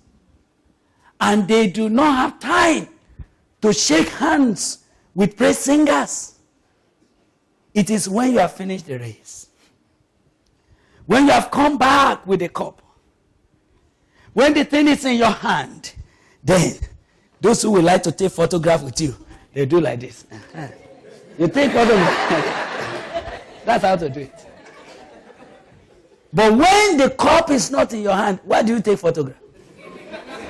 What do you want to do with photograph? Do you need to take photograph of running? There are some photographs that are of no use. They are of no use. They are actually of no impression. Because that somebody is running does not show anything. It doesn't tell any story. Am I right? Until you win, you have not won. So this man said, I therefore so run, not as an uncertainly. I'm not running as a man that doesn't know what he's looking for. I have decided. Have you taken a decision what your life will be? Have you taken a decision, my dear sister, where you are going? Have you determined what your life will become? Is it clear to you what you want to be remembered for? Is it clear to you what you want God to make of you? That is what clears your path. When they come to agree and say, you are great, you are great, you are great, you don't settle to that. You know why? Mediocres. When you allow mediocres to assess you, they exaggerate your height.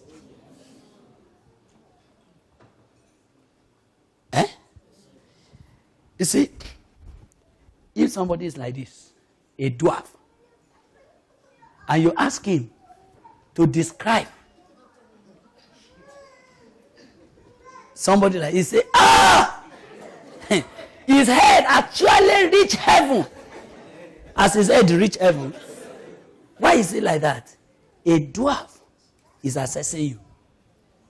And some of you enjoy the clapping of mediocres, of dwarfs.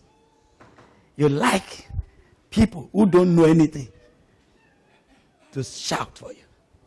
You are speaking nothing. They say, yes, hallelujah, I got it. What did they get? You don't know that those are the reasons why you are not going far. You read a Bible passage. You've not said anything. You only got some little psychological statement, motivational speaking from psychology. You put them together. You got some good rhythms. When you start saying something shine, you go on with that for about 5 sentences. Brilliant, but deficient in the spirit. But ignorant is saying, yes, that's a powerful message. Hallelujah. What is powerful there? What is powerful there? The sinner has not stopped being sinners.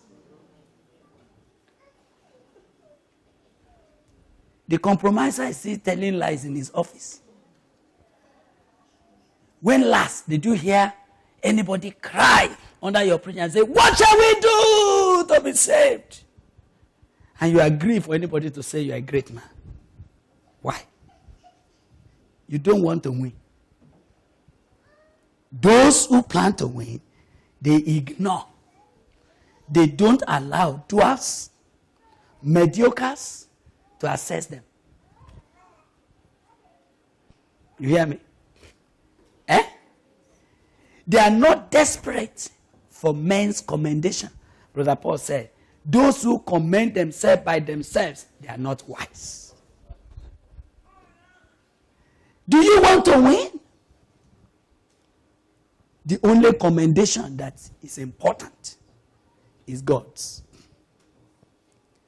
Every time a man that is born to win, when he needs to be commended, he's saying, Lord, what do you say about me? Give me the honest assessment of what I am in your presence. That's what matters.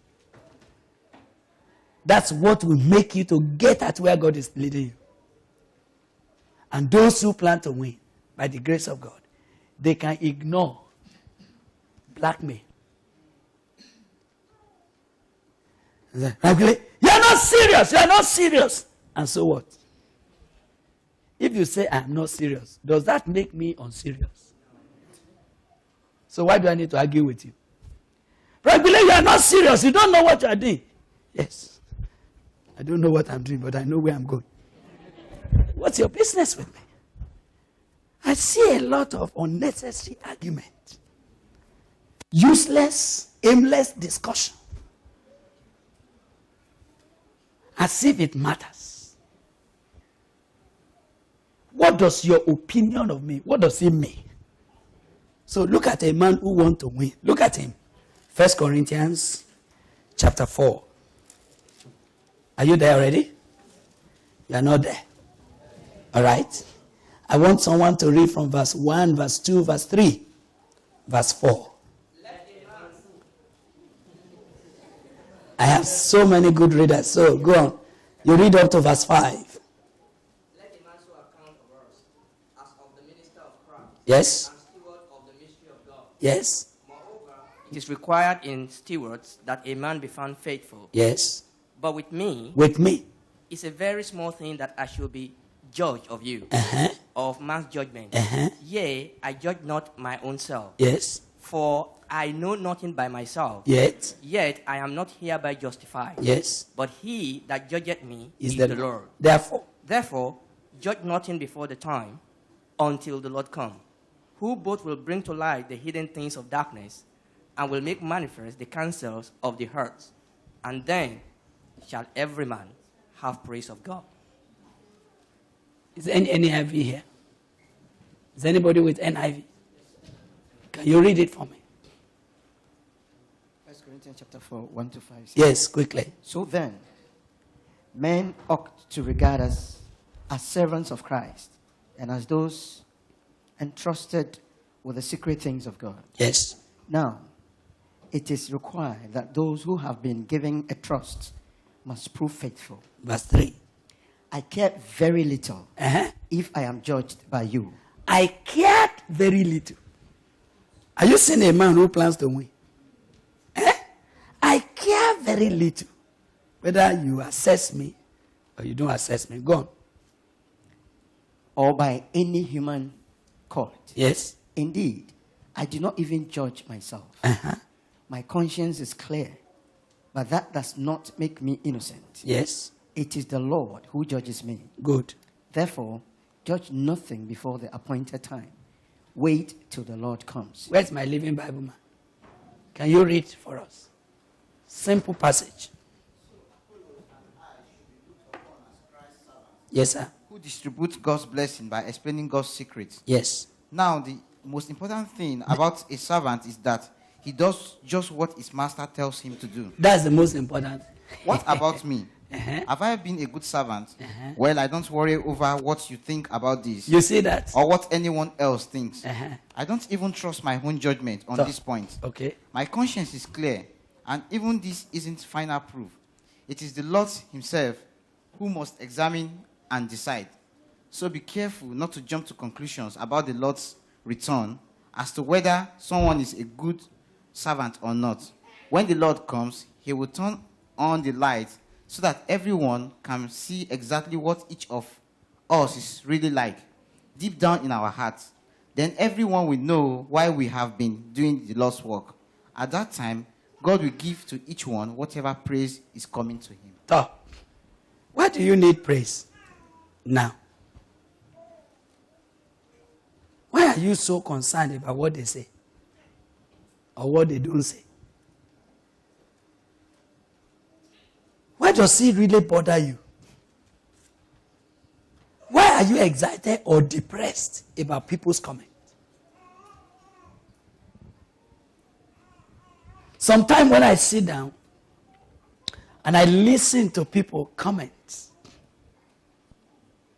and they speak, some speak so powerfully.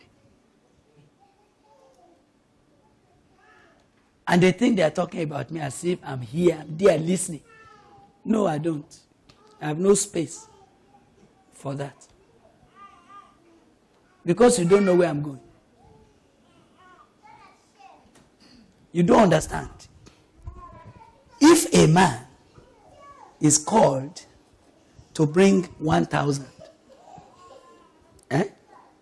and he brought 20.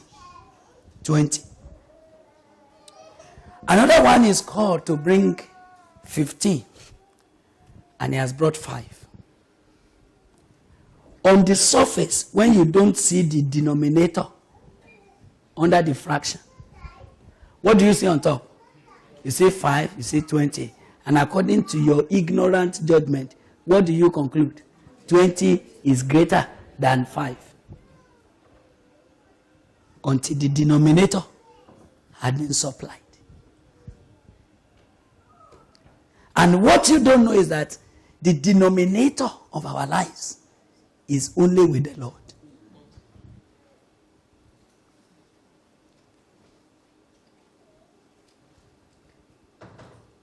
We never can know what is the fraction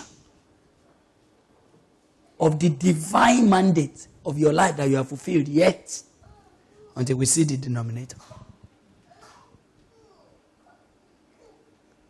But because the denominator is generally buried, what I see people clap around is what? The numerators. The numerators. And you know the meaning of numerators? The countables. It's there. Oh, it's hey, oh, hey. That's what they say. They don't see the denominator. When you plan to win, the only commendation that is healthy is the Lord's commendation. Do you want to win, brother? The only commendation that you must look for sincerely is a commendation from the Lord. And if at all you need a human commendation, it must be commendation of sincere men who don't praise you so that you can give them something to eat. Men who can look at your face and say, so what is it? And they say, he is not jealous of your success. Is that all right? But he is objective. He tells you what it is. He is not competing with you because he's settled in his own life. So he can give you an honest assessment and say, brother, I think you should go back to the Lord and cross-check if this is right. You are meeting the right man. That's the language of those who run to win. Not as uncertainly. Let's go back to our passage before we conclude. So I fight, not as one that does what? That beats the air. What does it mean to be beating the air?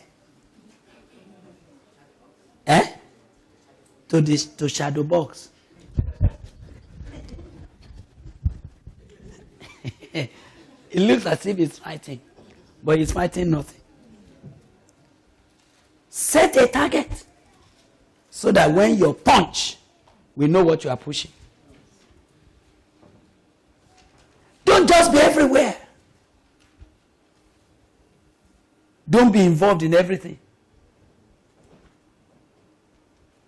Set a target. What are you punching? What are you pushing? Don't beat the air. Let me inform you, there are so many men that beat the air.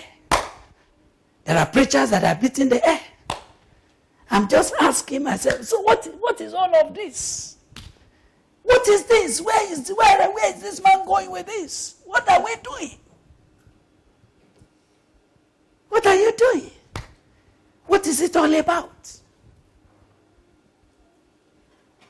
When you are finished, how do we measure it?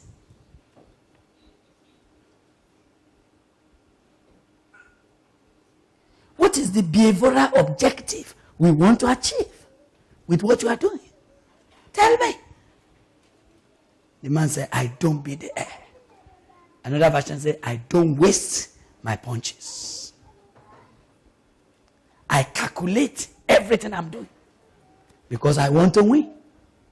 Hallelujah. Are you deliberate? Are you just beating the air?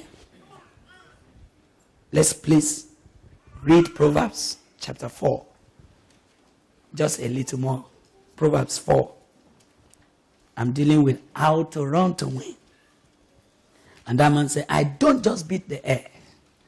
Now, when we go to Proverbs 4 this time, I like to read it from verse 24 to 27.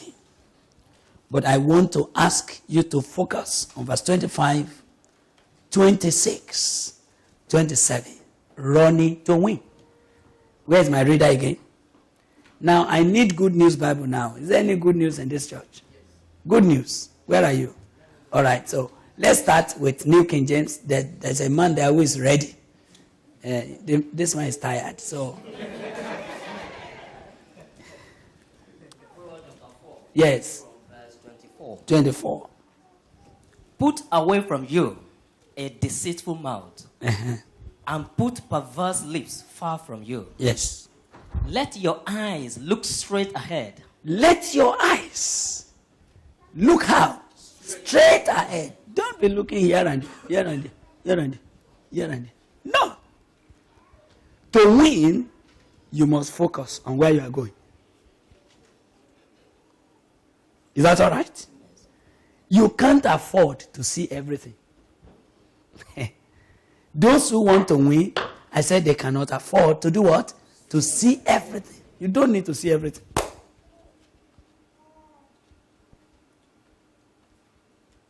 The moment you are seeing two things at the same time, you are a divided man. Do you know the meaning of division? You know the meaning of division. What is division? It's division. Division is a vision that is divided. Is that all right? Yes.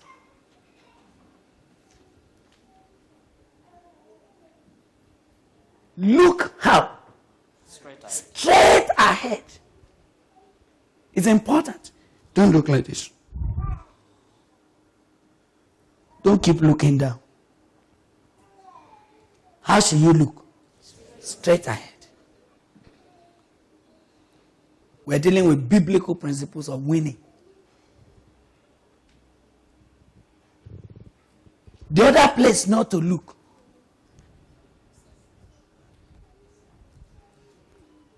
The man that keeps looking back, what will happen to him? He will stumble. Leave what is back behind. Hallelujah. Amen. And stop looking. Have you ever seen it? Have you ever seen anybody who is busy looking at himself that can see the front? It's not possible. There is a place for self-assessment. But self-assessment is never in the public. If you see a man that is doing like this in the public, something is wrong with his life.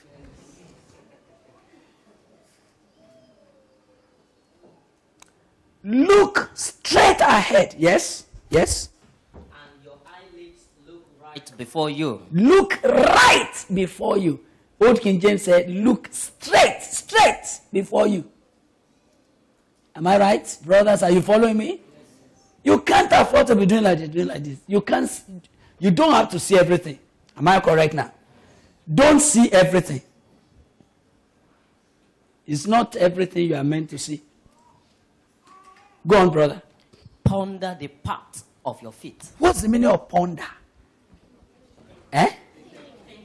You see, that's good. To ponder means before you put your feet into something, you have calculated it. Don't be thoughtless. Don't be presumptuous. Don't jump into things before you know what it is. Don't make commitments that you have not thought about. Don't say yes before thinking. Don't run into something before you analyze it. Those who win, they are not thoughtless. They are thoughtful people. They ponder. Now listen, you may think indecision is what we are talking about here. No. There are so many of you that never do anything in life because you can't decide what to do. 3 years have passed. Brother, what is? I'm still praying. I don't know what God wants me to do. You are confused. God is not like that. God is not Baal that they will cry to and he will not talk. If it is the living God, why will you tell him, Lord, what will you have me do? And he will not talk. What kind of father is that? It's not God. It's that something is happening in you that is undecided to hear God. You don't want to hear God. You want to hide your indecision in the name of God has not spoken. It's not true. if it is not the God I'm serving, okay. But if it's the God of our Lord Jesus Christ, it's not like that. Praise the Lord. Are you with me? Yes. Now, you are about finishing all we are doing now. Ponder the path of your feet. And let all your ways be established. Yes. Do not turn to the right or the left. Yes. Remove your foot from evil. Where is the good news? Good news this time, you just read 25, 26. Look straight ahead with honest confidence. Now, why did they need to qualify confidence? You know, not all confidence are honest. But a man that wants to win needed to be honest. And if your confidence is the honest one, then it's a confidence that cannot be shaken. Some of you are building your confidence on falsehood, on presumption. It will be well. No. You know I believe in faith and I live by faith and my life has been by faith, but I don't believe most of your faith confession. Your positive confession is not honest. A confession that is not coming out of conviction is not honest. How can you be saying something that is not from your heart?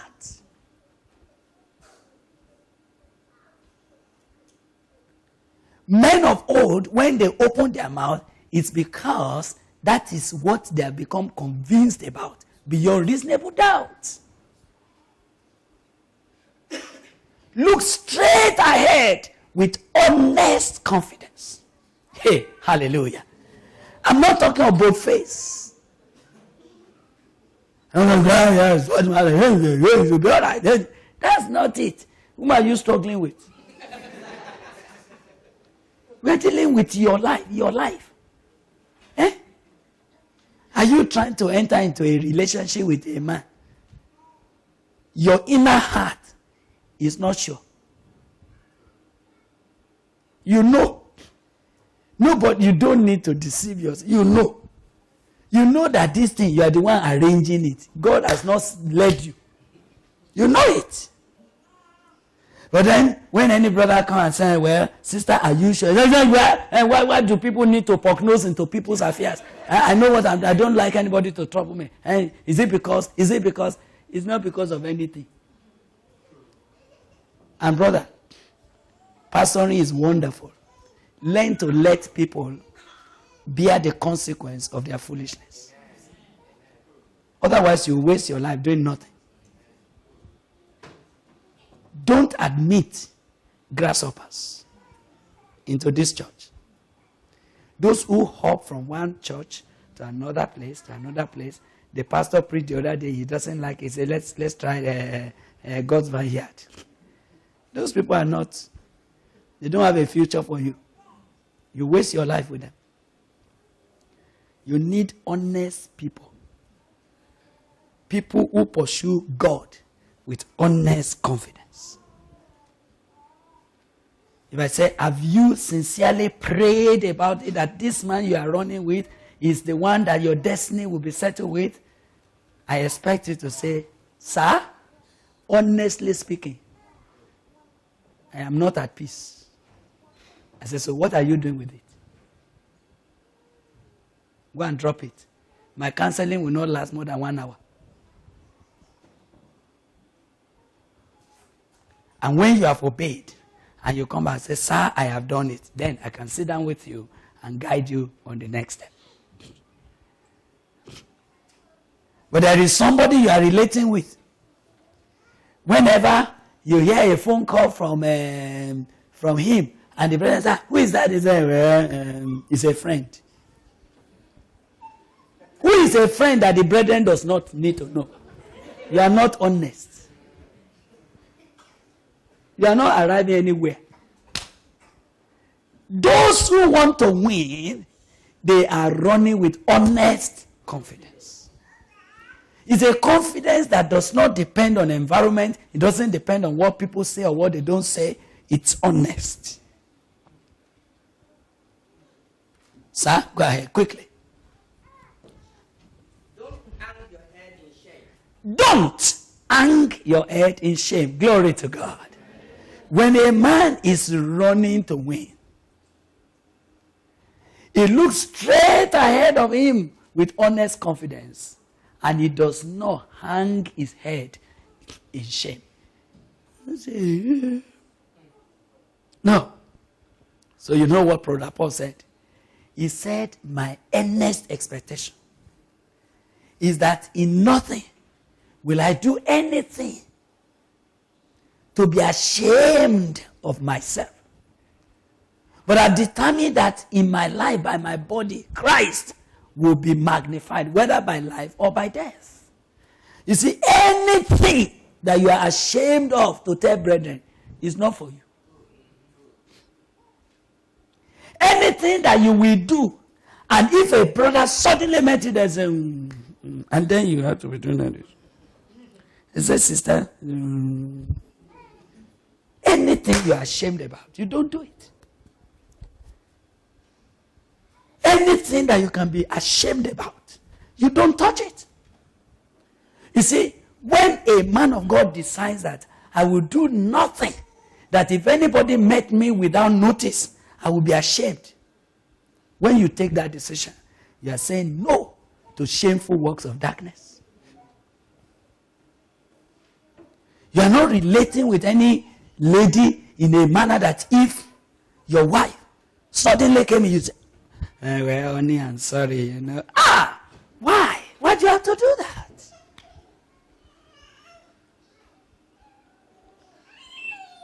You are not involved in anything that anybody can probe. You are so transparently holy that there's no shame. You can bounce in my house at 2 a.m., at 5 p.m., is the same man.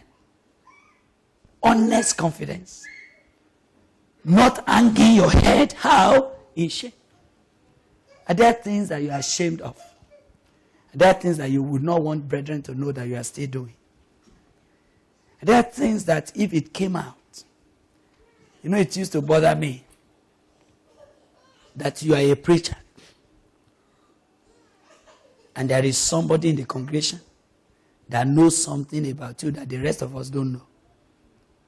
And when you stand up to preach, you know, you didn't intend, but suddenly your eyes and his eyes met, and you immediately became a stammerer. We have renounced hidden things of dishonesty. Finish, brother, finish, and then I finish. Plan carefully what you do. Plan carefully. That's the word ponder. To ponder means to think deeply, to plan, to consider things, to count the cost. You have not finished. Ponder what you do. And whatever you do will turn out right. Amen. I don't beat the air. Stop beating the air. Stop shadow boxing. Stop pretending to be busy doing nothing. Settle down to something. Let's know what you are doing. Settle down. Let's know what you are doing. Let God himself know what you are living for. Finally, 1 Corinthians 9 that we were reading, we conclude. But I keep under my body. I bring it into subjection, lest that by any means, when I have preached to others, I myself should be what? A castaway. Do you know anything? Any indulgence? As far as I'm reading that scripture, you know, I'm not talking about legalism. I'm not talking about people that say, don't shake sister, don't do this. No, that's useless. That's not what we're talking about. We're talking about indulgence. let me inform you about what is the power of indulgence.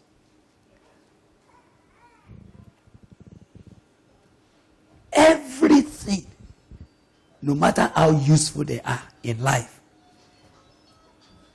they are greedy. Please listen to me. I say everything in life, even good things, legitimate things, they are greedy for control. Everything. I'm not just talking about sin. Even things that are not appearing sinful. They love to exercise their power. Is that all right? Do you know that food has power? And what does he want to do? He wants to lord it over you. He wants to exercise his power over you. Food, as innocent as it is. Sleep has power. And he wants to do what? To exercise it over you. Meat has power. Sugar has power.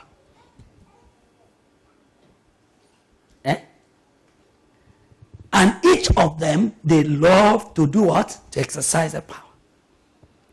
So, Brother Paul said, earlier on, he said, I will not bring myself under the power of any. Have you come across that before? 1 Corinthians chapter 6. The reason is because everything loves and longs to exercise dominion over your life. Every time. Verse 12 of chapter 6, it says, all things are what? Are lawful to me. But all things are not what? Expedient. All things are lawful for me. But I will not be what? Be brought under the power of any. Now these brothers, I said, Lord, how did you bring up a man like Paul? How did he discover Jesus? So meticulous. All things are lawful. You see, we're not talking of sinful things. We're not talking of wrong things. But the man said, all things are lawful to me. It's not a sin if I do it. Are you hearing me? It's not a sin if I open a bottle of milk and I gargle it in, I say, yes, and I throw the bottle down. It's not a sin. Even if I have the money to do it, no problem. Are you hearing me? It's not a sin to take a whole chicken and I sit with it. It's not a sin. We went to US the other time and they wanted to daze me. They took us. Said, Bro Gbile, you eat anything here. And it's not that you are using meat to eat food. Actually, what you came to eat is meat. You only use food to eat meat. So you took just a little spoon of rice. And then you now go assorted meat. You want turkey, you want bush meat, you want this, you want that. And they were going around, and the people those that were roasting, those that were parboiling, to all kinds, they would just bring a big knife and they cut a chunk. And unless you know how to say it's enough, it's never enough. And I looked at my wife, I said, you see now, this is something. They think they are really making me a big man of God by bringing me here.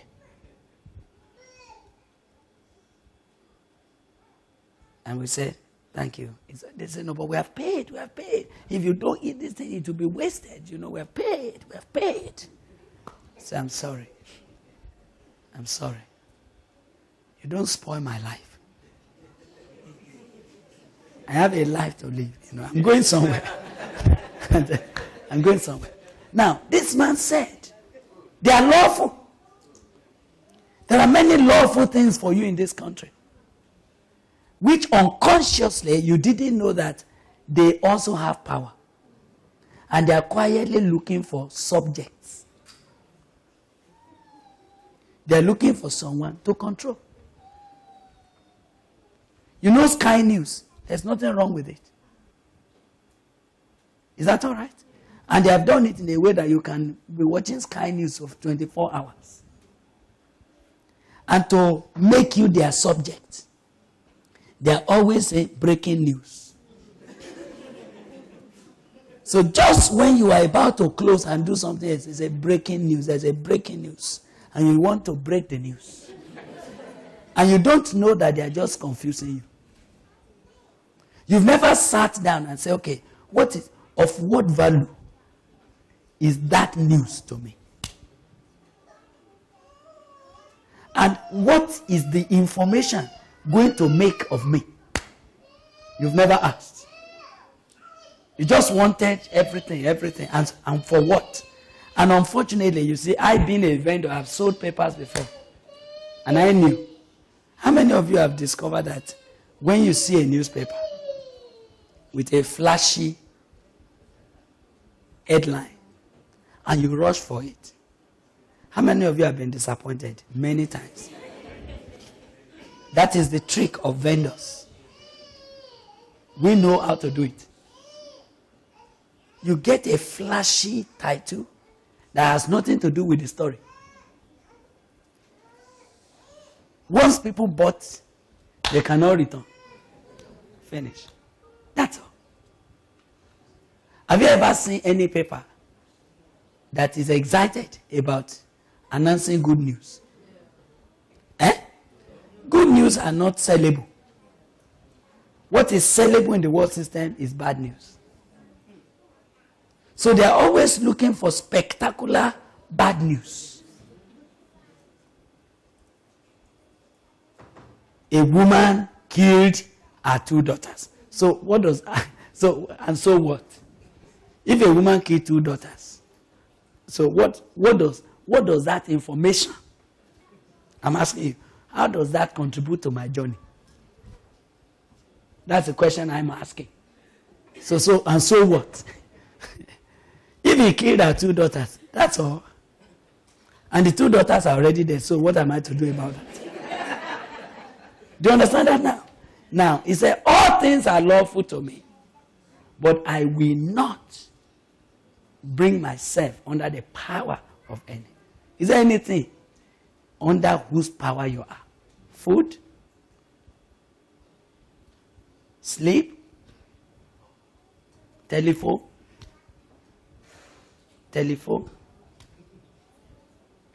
It's as if your telephone is not on, something is wrong. What does that mean? What does that mean? Ask yourself, all the telephone calls that distracted your life from doing something serious, what have they added to your life? Who told you that if you don't answer that call, the world will collapse?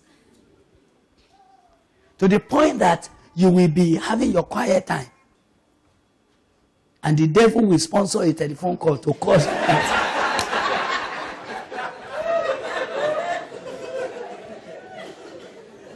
And you quickly do it. And before you return, a divine moment that would have changed your destiny has passed. And you are saying you are not winning. You see, we are not talking about, I've left the issue of sin, fornication, and telling lies. I've even left that. I'm talking of legitimate things.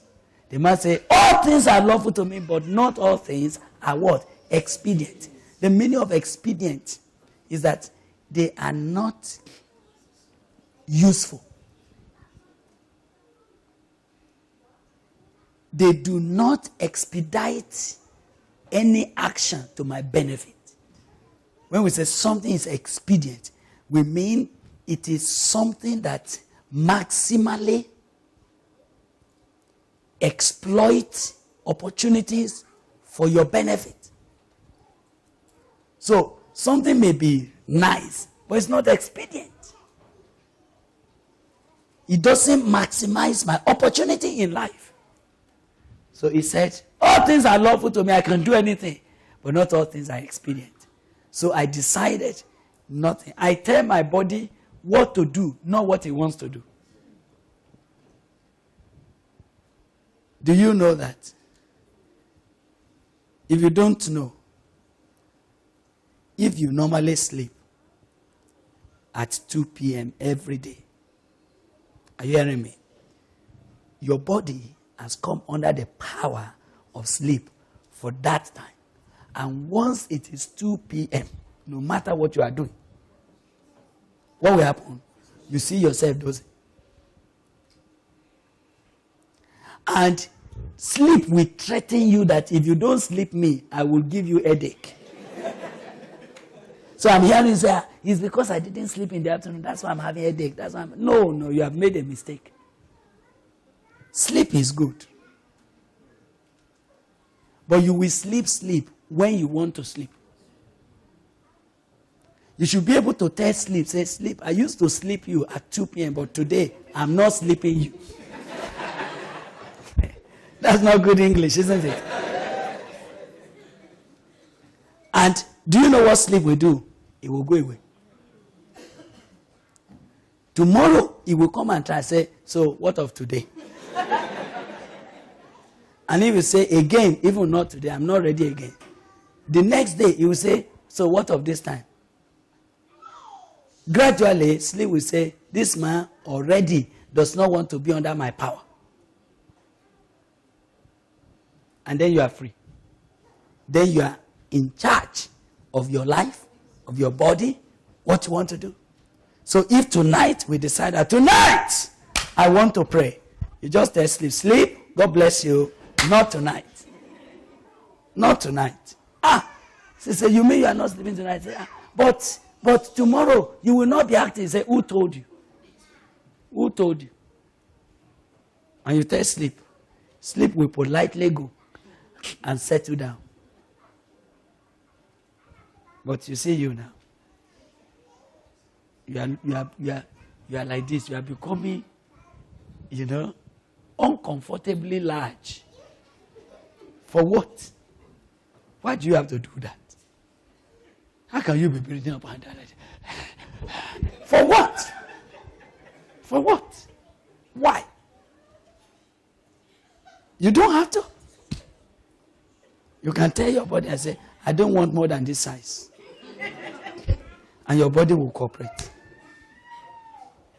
Those who want to win, they know how to employ the instrument that God gave them as instruments, not as masters.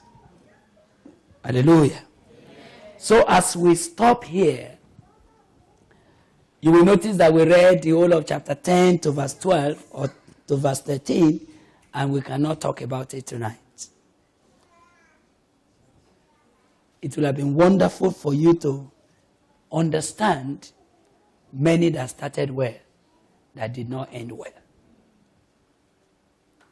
It was a painful story when the brothers started and said, moreover, brethren, I don't want you to be ignorant. How that all our fathers, they were under the cloud of glory. Friends, there have been brothers who have been under the cloud of anointing. Let me inform you that people have been under a greater anointing than you are thinking now.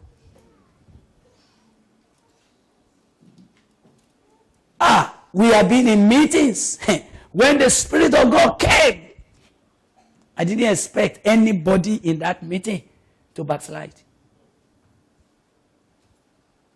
We went to a meeting in the village. And as we settled in, and I just said, let us pray. The Holy Spirit took over. And from 6 p.m. that we arrived, throughout the night, throughout the following day, throughout the third day, we couldn't even take our bath, talk less of eating. Food was there, nobody had space to eat. The Holy Ghost, we were there. My God, we have been under clouds. We've been under clouds. And I'm remembering one of those sisters that will come and say, Bro Gbile, we will not give the devil a chance here. I say, yes, in the name of Jesus. And then when we start that our prayer, Oriba Sande Yerebo, Hamama Mama, Horobo Saya, Oyekato, Moko Sila, Yekoko Se. We can do that for 10 hours. Not tired. Ask me where that sister is now. I don't know. She's fizzled out.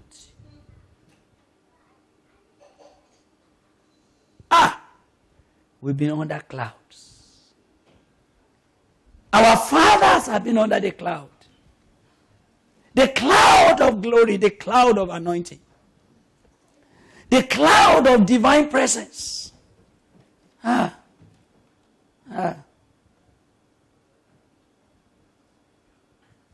People have been under the cloud. Oh my God. There are men that in those days, when they stand up and they lift their hands like this, you know that heaven has come. People like us, we dare not speak when they were speaking. We will sit down like this. But they are no more to be found.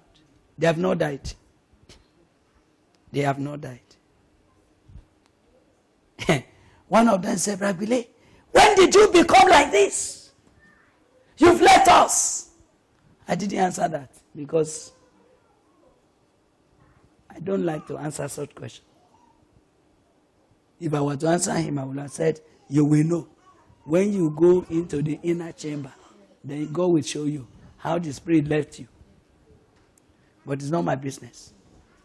There are some things you don't bother to talk about, otherwise they will knock your head for nothing. Just go away quietly and be running your race. Our fathers were under the cloud. What some people are doing now is not what we knew them to be.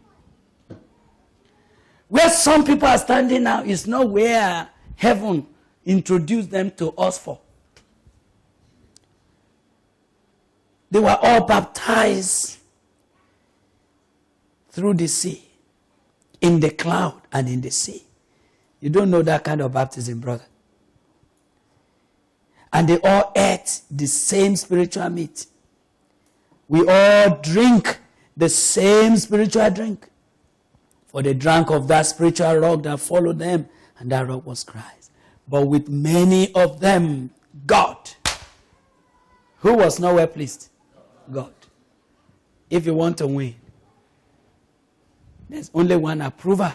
You must win. Whose approval, please? With many of them, God was nowhere pleased. So he overthrew them in the wilderness. Their carcasses fell in the wilderness. Yours will not be there in the name of Jesus. Amen. What was it that derailed them? They lusted after evil things. They were eager for things that God did not intend for them to have. So if you ask me, what did people lust for? Some didn't lust for girls, but they lust for cars. They wanted to ride a kind of car. Others, they just lusted for a title. They want to be called something, something, something. Others, they lusted just for, you say, bro, what is it? I just want people to know what. Some committed fornication. Friend, I don't want to bother you, but the sin of fornication will cut you short. It looks easy, but I don't know people who give themselves to that kind of life that become great. It perforates your life. It reduces your integrity. In fact, the Bible says, whosoever sleeps with a strange woman is not wise. It turns strong men to a piece of bread. It finishes powerful ministers and make them stammerers. I don't mind that they can dress big, they can talk big, but there's nothing there. Fornication saps a man, saps you. It draws something out of you and leave you perforated. And you wonder why so many men that will have been great, if it is not sexual immorality that finished them, it is a problem of money. What is it all about? The devil knew his onions very well. So he keeps frying these onions and he keeps giving it to you little by little and say, just take, just take, just take. Have you started receiving texts from strange ladies? Just text you. Say, just thinking about you. And your head is wired. Say, oh, he's thinking about me. And then in another 2 hours, another text is coming from the same fellow. As the sun rises gradually and brings warmth, so is your love rising in my heart.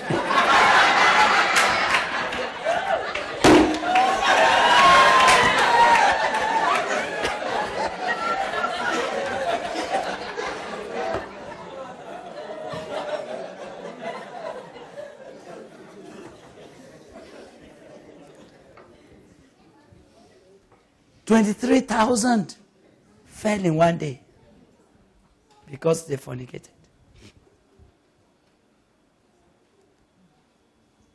Some, it is on the internet. They are busy chatting with a strange fellow.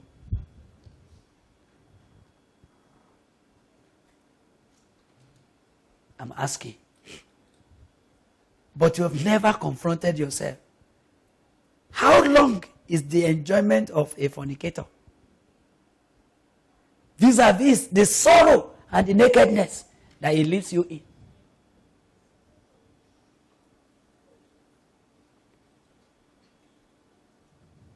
I'm asking you, do you want to win? Block all the leakages. Close all the perforations. If I were teaching a physics class now, I would have told you that you don't penetrate unless you conserve your pressure to bear on a limited cross-sectional area. But when you want to shoot forth, and there are little perforations for imperceptible leakages, you lose strength and you don't know where. Block all leakages from your life, my friend. Concentrate the pressure that God is bringing on your heart to refocus. Then, the little effort you bring in will accrue what we call mechanical advantage, and it will push you on. But when your pressure is leaking, some people's lives are leaking, and we can't trace where the puncture is. That is more difficult to patch. Am I right? You pump the tire, but before tomorrow it has gone. I said, but there's no puncture, there's nothing. You bring out your tube, you check everywhere. Okay, let's go tubeless. You wonder where this thing is coming from. If you ever go to the vulcanizers of Nigeria, you know what they do. They will have to get that big bowl of water and they're checking in there. What are they looking for? Imperceptible leakages. What kills a man of God is not the visible problems that people can easily see because they will have helped you. It's the imperceptible punctures. What are those little things that are almost unnoticed that reduces your pressure in life. Block your leakages. Some of them, they tempt Christ. They tempted Christ. You wonder, what does it mean to tempt Christ? What does it mean to tempt Christ? Oh, may God bless you. May the Holy Spirit guide you. But when the anointing breaks on your life, please don't dare God.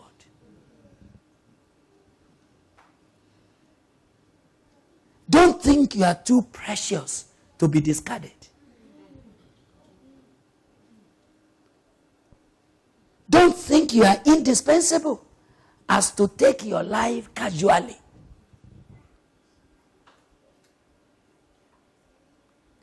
Don't think that because of the things that God is using you to do, you have become a sacred cow.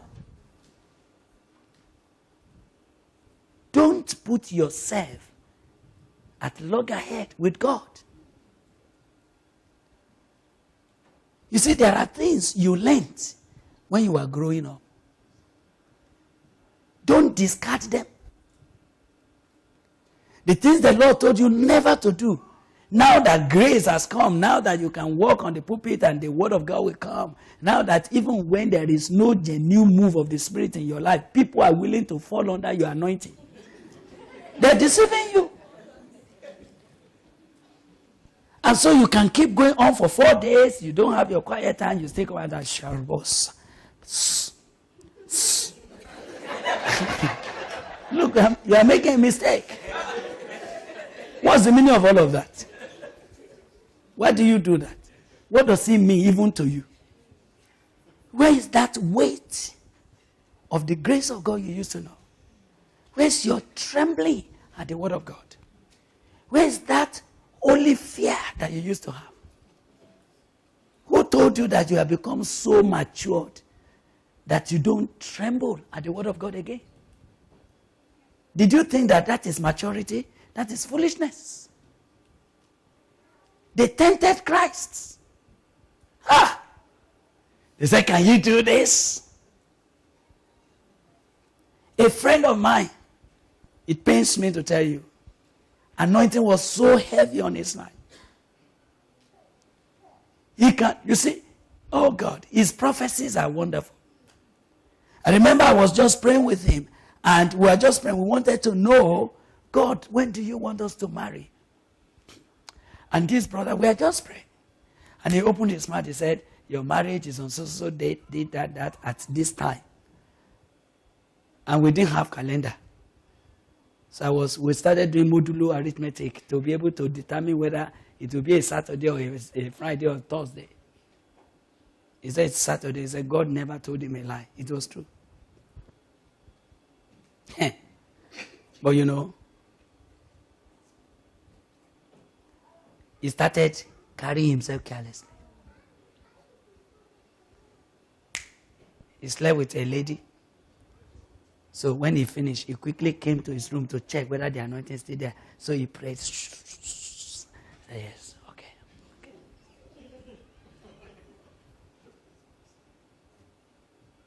Is it because God will always honor his name?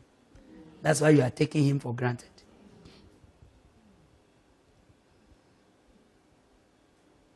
Is it because when we say in the name of Jesus, demons fall? Is that why you are becoming careless?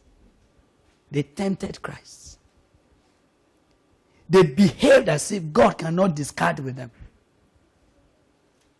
Unfortunately, out of 2 or 3 million that left Egypt, only two entered. You can't hold God to ransom.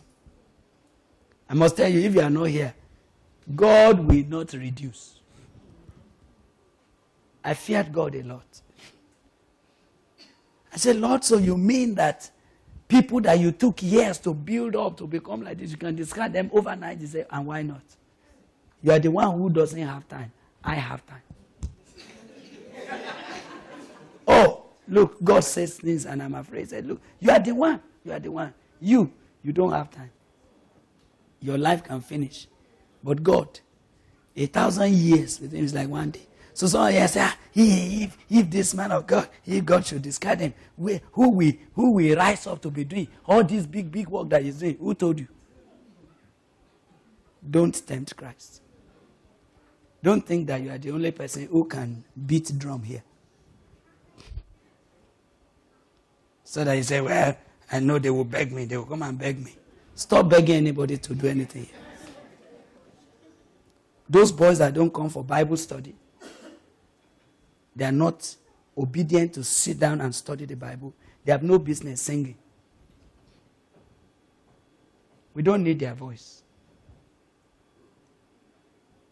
God looks for heart, not voices.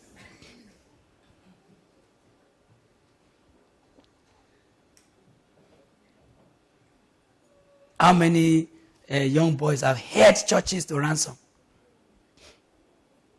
He said, Pastor, do your own. You are the minister. We are music ministers. Who told you? Who gave you that audacity? Where did you get that boldness?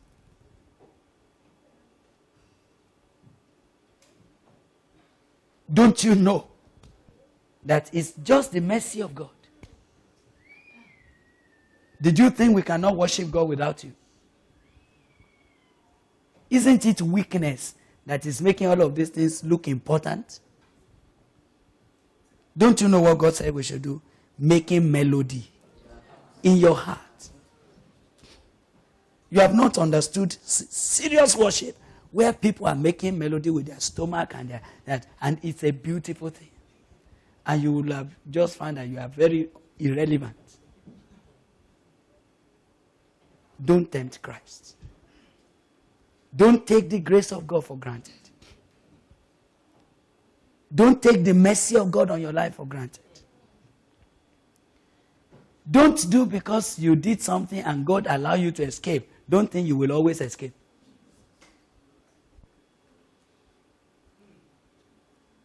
Don't imagine that it will always be like that.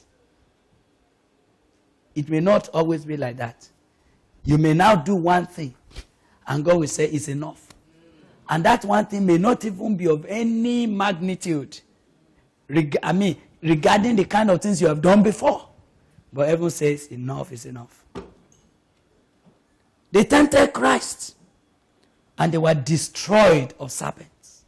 See, when a man tempts his Lord, you break the umbrella over your head and you open yourself to the serpent, the devil.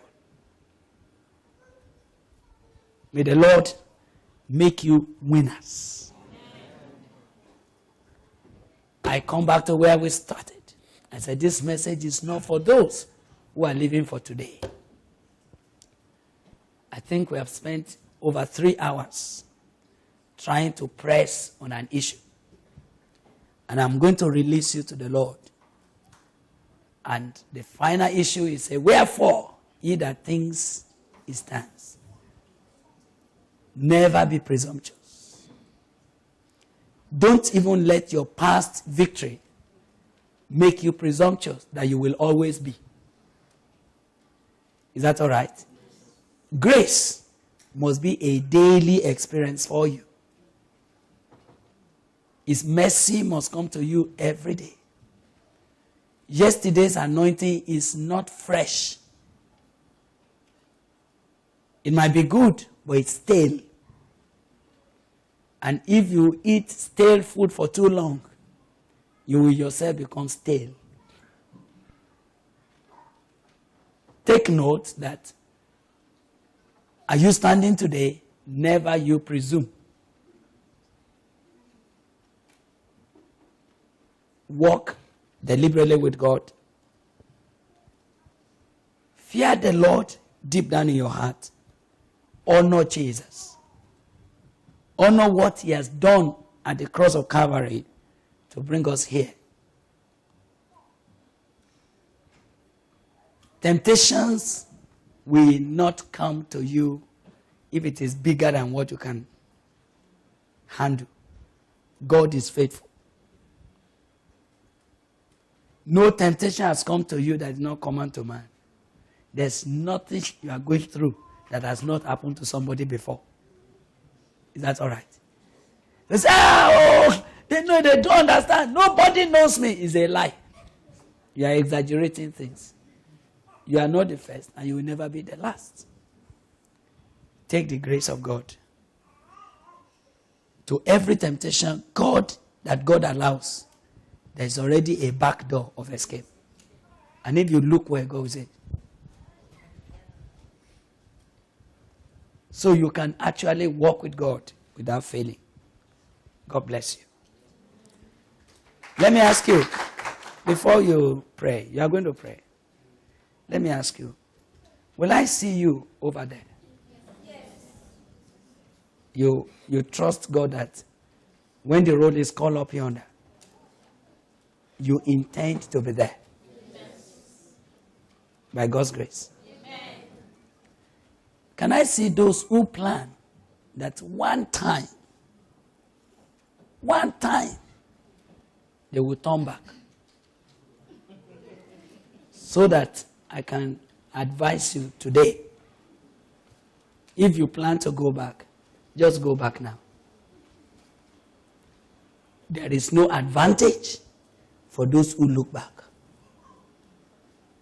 We are not of them that draw back unto perdition. We are convinced of better things concerning you. And the grace of our Lord Jesus, unto him who is able to keep and sustain unto the end, do we commit you. He will sustain your life.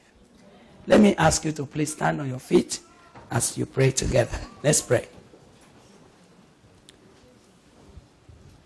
Holy Spirit, I ask once more that you will bring increase unto this instruction. We do not speak into this casually.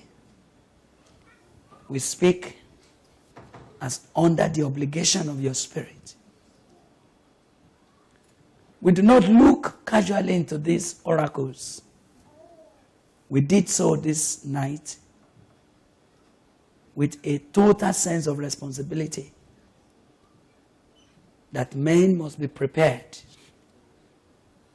to meet the Lord and to stand before him without blame. So, Lord, as your sons and your daughters would like to respond to you in prayer, I do ask that you'll be gracious unto us. As many as are saying, Lord, I don't want to be a dropout. Whatever it is that is warring with their soul today, whatever it is that have been set on their path that will be a stumbling block, whatever secret habit, imperceptible leakages, whatever uncertainty that is making them look here and there, whatever praise singers or attackers and opposers that is diverting their attention, I'm asking you this night, especially for those who sincerely and honestly are saying, Lord, I put my hand in your hand, I will not fail. Will you please, Lord, arise on our behalf? Amen. Will you, Lord Jesus, do something deliberate about each one of these in the name of Jesus Christ? Amen. As we pray, and as your children will respond to you, some will need to actually take a decision at this altar tonight. Some will have to actually deliberately cut away that thing that has stood in the gray area, that has only been puncturing what you wanted to do with their lives. And they need to say, enough is enough. I'm asking that your Spirit will do a work now. You will move from row to row, from person to person. You will confirm those who need confirmation in their spirits in the name of Jesus Christ. While we're praying, it's now your turn to respond to God.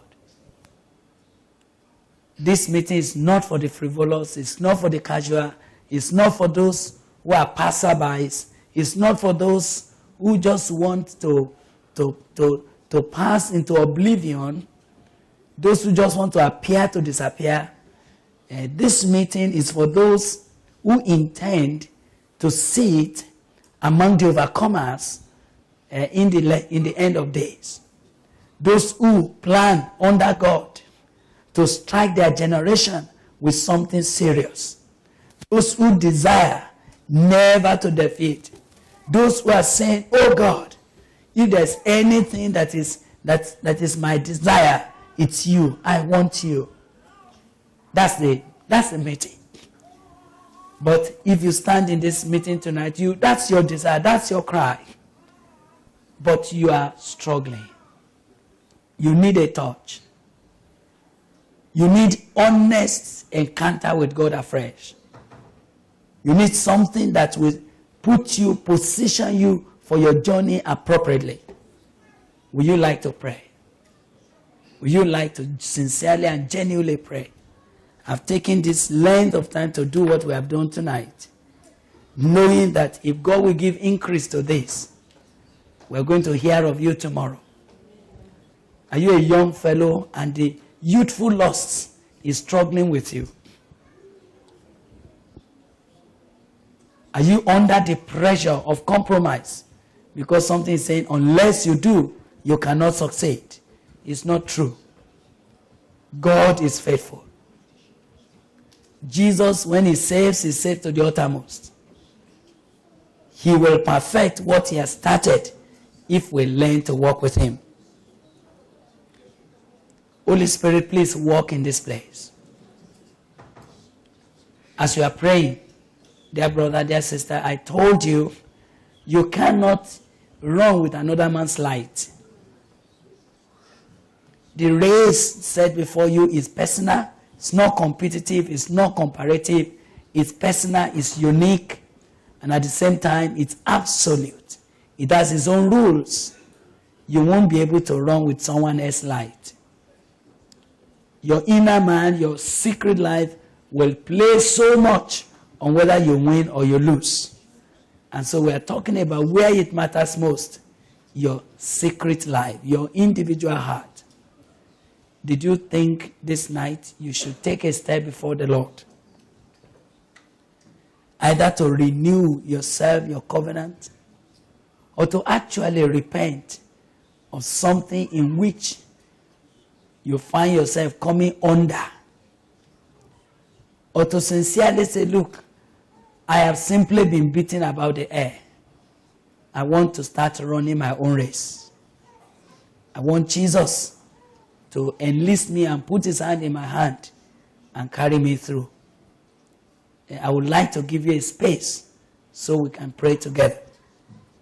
You might want to, on your own, lift up your right hand and say, Lord, I don't know why you sent this man. I don't know why at this point in my life I'm confronted with this kind of instruction. I don't know why I have to be brought into a soberness at this time. But Lord, I don't want to miss you. Lord, I am weak, but you are strong. I need you to pull me on. What people don't know, they don't know what I'm struggling with. But I want to own up before you this night. I want you to send me help from the sanctuary. Thank you. Can you lift that hand properly above your head and say, Lord, it's me. It's me. I need help. What I need is not what a man can give me. I need your hand. I'm in a faraway country where everybody is on its own. I live in a community where everybody is independent. And nobody actually knows I am pulling on. But I realize that I need your help. I need your touch, Lord. I need a second touch. Please, Lord, help me. I need people who are honest, who are sincere tonight to say, Lord, why not do something with my life? If there is no attempted Christianity, why will I be wasting my life?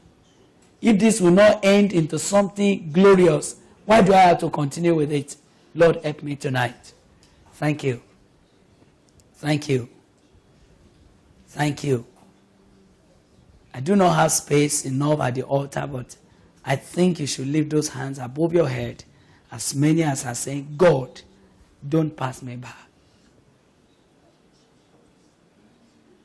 Would you like me to present you to the Lord tonight and say, you, oh God, who is able to keep men from falling? These brothers and sisters are honestly speaking to you from the depth of their heart. They are noting what has brought them under, and they need to spring on top of it. Lord Jesus, we are crying to you that you must do something new in our lives. Touch my heart, oh Lord, touch my heart. Touch my heart, oh Lord, touch my heart. Touch my heart, oh Lord, touch my heart. Oh Lord, touch my heart. Lord, touch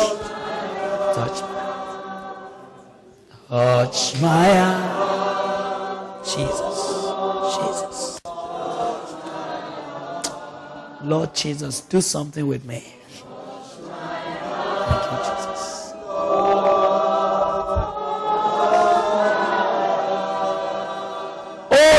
Oh Lord. Touch my heart. I want you to take one step. I want you to, you see, sometime you need to put an action to your conviction. I want you to do something that you will not forget. I want you to take a step out of where you are standing or wherever you are. And I want you to, even if just to draw as close to the altar as you can and go on your knees. And let today, 17th of June, 2007, let it go on record that you consciously, intelligently, deliberately, having listened to the word of God and having understood the implication of what God is saying to you, you are putting your hand in the hand of God tonight. You are saying it is too costly for me to play game. I want to be real. This is not the time to say, well, maybe people will think I've not been. That's not the matter. If you can live with another man's light, I will have not worried. There's enough light here. But my brother, you need victory when all else are silent. Where all else are absent, that's where we test whether you have enough light to carry you through. And in this night, the Holy Spirit is urging you to say, don't just nod your head. Hand over to me. Talk to me and say, Lord, take my life.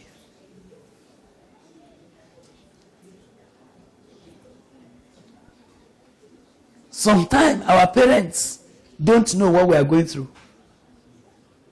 Sometimes our pastors don't understand our struggle. Sometimes the fellowships don't know that you really want to succeed, but something is hindering you. Let this day, 17th of June, 2007, let it mark a turning. Register yourself, your name before the Lord and say, God, whatever will happen, I must win with you. I'm not going to fall by the wayside. I'm going to experience your victory. Lord Jesus, I put my hand in your hand tonight. Please help me. Thank you. Honestly, take the Lord to where the matters are. Just tell him. It doesn't matter. You see, some people may laugh at you now. That's not your business. When you win, they will come back. They may think that you are always rising and falling. When God has helped you, then they will come back. Thank you. Thank you, my brother. Thank you, dear sister. Thank you. God will answer prayer. Sister Shade, please, can you come and help us to pray?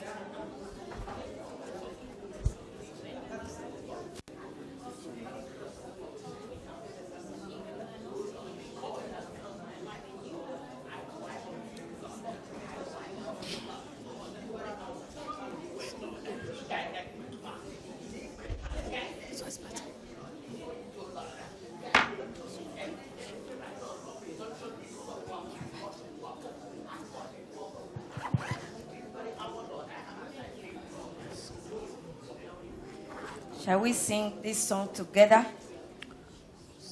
as we put our hands in the hands of Jesus? He is the only one who knows how to uphold us and how to handle our lives until we enter into glory with him. Tell him, Lord, I put my hands in your hands, oh Lord. I put my hands in your hands, oh my Lord. I put my hands in your hands, oh Lord. I shall not fail, for Jesus never fails. One more time. I put my hands in your hands, oh my Lord. Put my hands in your hands. I put my hands in your hands, oh Lord. Put my hands in your hands. I put my hands In your hands. in your hands, Oh my God. oh Lord. I shall not fail. I shall not fail, for Jesus never fails. I'd like you to verbalize that. No strength of man will be able to handle what we are talking about. It's not by power, it's not by might, but by my spirit, says the Lord.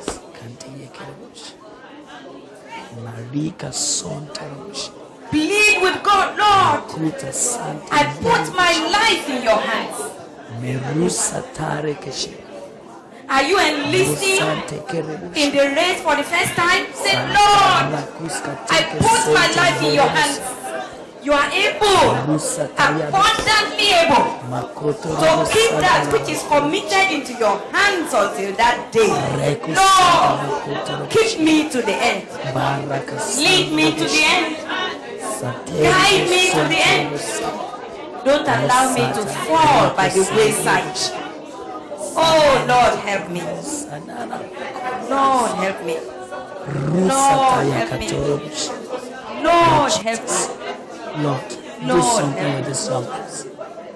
These are Thank young you, lives. Father. In Jesus' name we pray. Young lives, Lord. Our Father, we give you praise this moment. We thank you because you love us.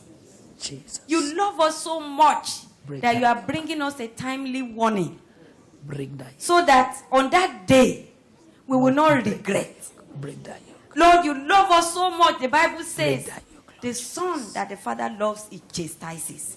Bring that yoke, Lord, it's because you love us so much. That's why you have brought these rebukes. That's why you have brought these instructions unto us. Lord, we appreciate your love. We are grateful that you will not allow us to go our own way. Father, we give you thanks. Lord, we hand over our lives unto you. You who is able to keep what is committed into your hands against that day. We can't keep our lives. We can't go the right way by ourselves. But you surely can hold our hands and lead us on. There are some here, oh God, that have already fallen into one pit or the other. And tonight they are saying, Lord, lift me up. Lord, out of this miry clay, lift me up. I want to follow you to the end. Lord, we pray, answer their cry in the name of Jesus. Whatever it is that made their feet to sleep, we pray tonight, take it out of their way in the name of Jesus. Rebuke the devourer for their sake. Lift them, oh God, out of that miry clay and cause them to stand upon the solid rock in the name of Jesus Christ. Lord, we plead with you that as we step out of here, every one of us, from this moment, oh God, your spirit will continually rest upon us as we take steps in life. Oh God, none of us will be foolish. None of us will be thoughtless. Lord, you will help us to always seek your face and seek your approval in the name of Jesus. We pray, Lord, that you will help our hearts. You will help our lives. You will help our feet. You will help our hands. You will help our eyes. That, Lord, we will do what pleases you all the time in the name of Jesus Christ. Lord, it is written in your word that only those who endure to the end shall be saved. Not those who started. Only those who endure to the end shall be saved. Lord, we pray that we will not drop out of the way in the name of Jesus. We will not drop out in the middle of our race. Cause us to endure to the end. That, Lord, on that day, you will count us among them. Amen. We will wear the crown of life. Amen. In the name of Jesus Christ. Our stay in this place, Lord, we are praying that your purpose for bringing us here will not elude us. We will not run after money.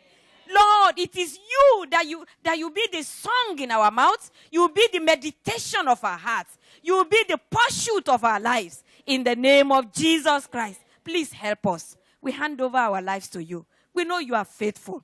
You will not allow us to fall by the wayside. Thank you for hearing us. We bless and worship you. In Jesus' name we pray. Amen. Trusting you that in keeping you will keep these lives. Amen. In watching you watch over them. Amen. The power of grace that makes a man to do what otherwise he would not have been able to do. Let it be released into their lives. Amen. Put within them an unquenchable thirst for your presence. Amen. Let the world lose taste for them. Amen. Cause them to see the glory beyond, for which we cannot mortgage our lives. Amen. Holy Spirit, we pray for this entire ministry. We pray, Lord, for our brother, our pastor, his wife, and all the laborers, all the assistants, all the different leaders, that you will bring to bear upon our hearts and upon their lives the destiny for which you are setting them up. Lord, in the midst of conflicting voices and influences, please navigate their ways. Amen. Lord, I ask that they will have taste for that which is heavenly. Amen. Lord, I ask that they will not fall for that which is cheap. Amen. They will look for that which is gold. Amen. Lord, there is hay, there is hobble, there is stubble, there is ordinary wood, and yet there is silver, there is bronze, there is gold, there is the precious stones with which we may build. One is cheaper and faster. One appears quick and bogus, but it has no future. Lord, I ask that as this work is breaking forth, let it not break forth with fluffy materials. Amen. Lord, because it is of no use for us to do a work that will eventually not stand the test of time. Lord, I ask that you will do something deliberate, that as members of this congregation, we will have taste for that which is heavenly. Amen. Only you can do it. Because we live in a world where all gauges have been reduced We live in a place where it's user-friendly, not God-approved. We are among men that have itching ears, that bargain for what they would like to hear. Lord, I ask that tonight, your servants will have a clear picture of what your will for us is. I just ask you, Lord, to encourage them. As you have given us facilities, let it facilitate your purpose. As you've given open doors, grant us strength to be able to maximize them in the name of Jesus. Lord, we thank you for hearing our prayer. And these brothers and sisters are on their knees tonight. As they rise from here, they will ever rise. Amen. You will rise never to fall. Amen. You will prevail. You will prevail. Amen. For greater is he that is in you than he that is in the world. He who calls you is the Lord of all. He is able to keep all those who have come to him. In keeping, the Lord will keep you. Amen. In watching, the Lord will watch over your life. Amen. The Lord will perfect all that concerns you. Amen. And he will grant you peace. Amen. He will watch over your progress. Amen. Thank you, Lord, for hearing our prayer. As we go away from here tonight, please go with us. Amen. We have put this number of hours together to meet with you. Please replenish your servants. Amen. And cause your hand to rest upon them. Amen. Make a way for them. Those who need some breakthrough, please give them a break forth. Amen. Those who wait on you, God, for some definite provision, it's nothing with you to bless, either with few or with many. Please, Lord, let the windows of heaven be opened and pour upon these children of yours a blessing. Amen. Thank you. Thank you, Lord. Lord, we trust you that if we don't see them on this other side, when the roll is called up yonder, their seat will not be vacant. Amen. It was of Judas that was said, this man was numbered among us. He has even obtained a ministry among us.